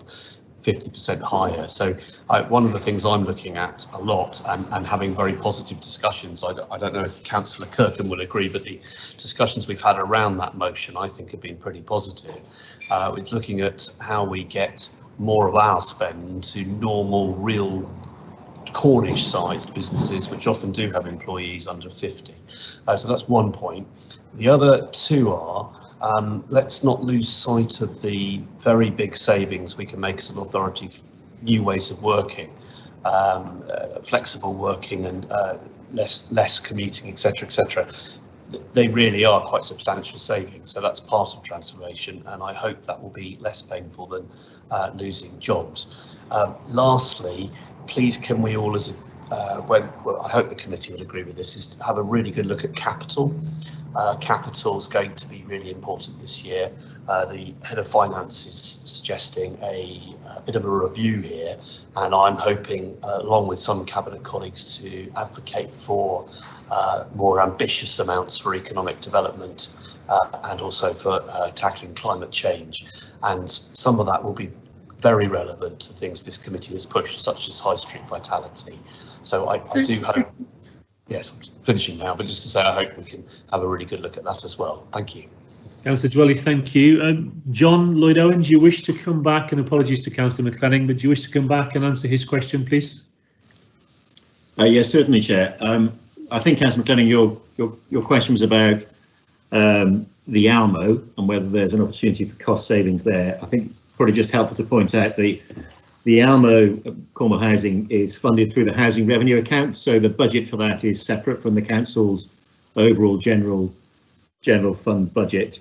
The cost of the service provided by Cornwall Housing to manage the council's housing stock is funded through tenants' rents, and we benchmark the cost of those services against other providers, both Almos and local authorities that provide housing management services directly. So there'll be separate consideration of the housing revenue account budget and the fee that we pay to Cornwall Housing for its work that'll be coming forward to Cabinet and Council in the new year. John, thank you very much. Members, you can see on screen what the report recommendations are. It is noted that the public consultation has started and that there is still some updating to be done to the documentation, but I think under the circumstances those recommendations are reasonable. I'm happy to propose them. Can I have a seconder, please? I'll second them, Chairman. Who is that? Biscoe. Brilliant, thank you. Can we then move to the roll call and the vote then, please? Yes, just to confirm, the recommendations are on the screen at the moment, so I won't read them out again. It's been proposed by Councillor McKenna and seconded by Councillor Biscoe, and I'll go straight to the roll call if you can say for, against, or whether you abstain from approving these recommendations. So, Councillor Biscoe. For, Chairman. Thank you. Councillor Brown. For.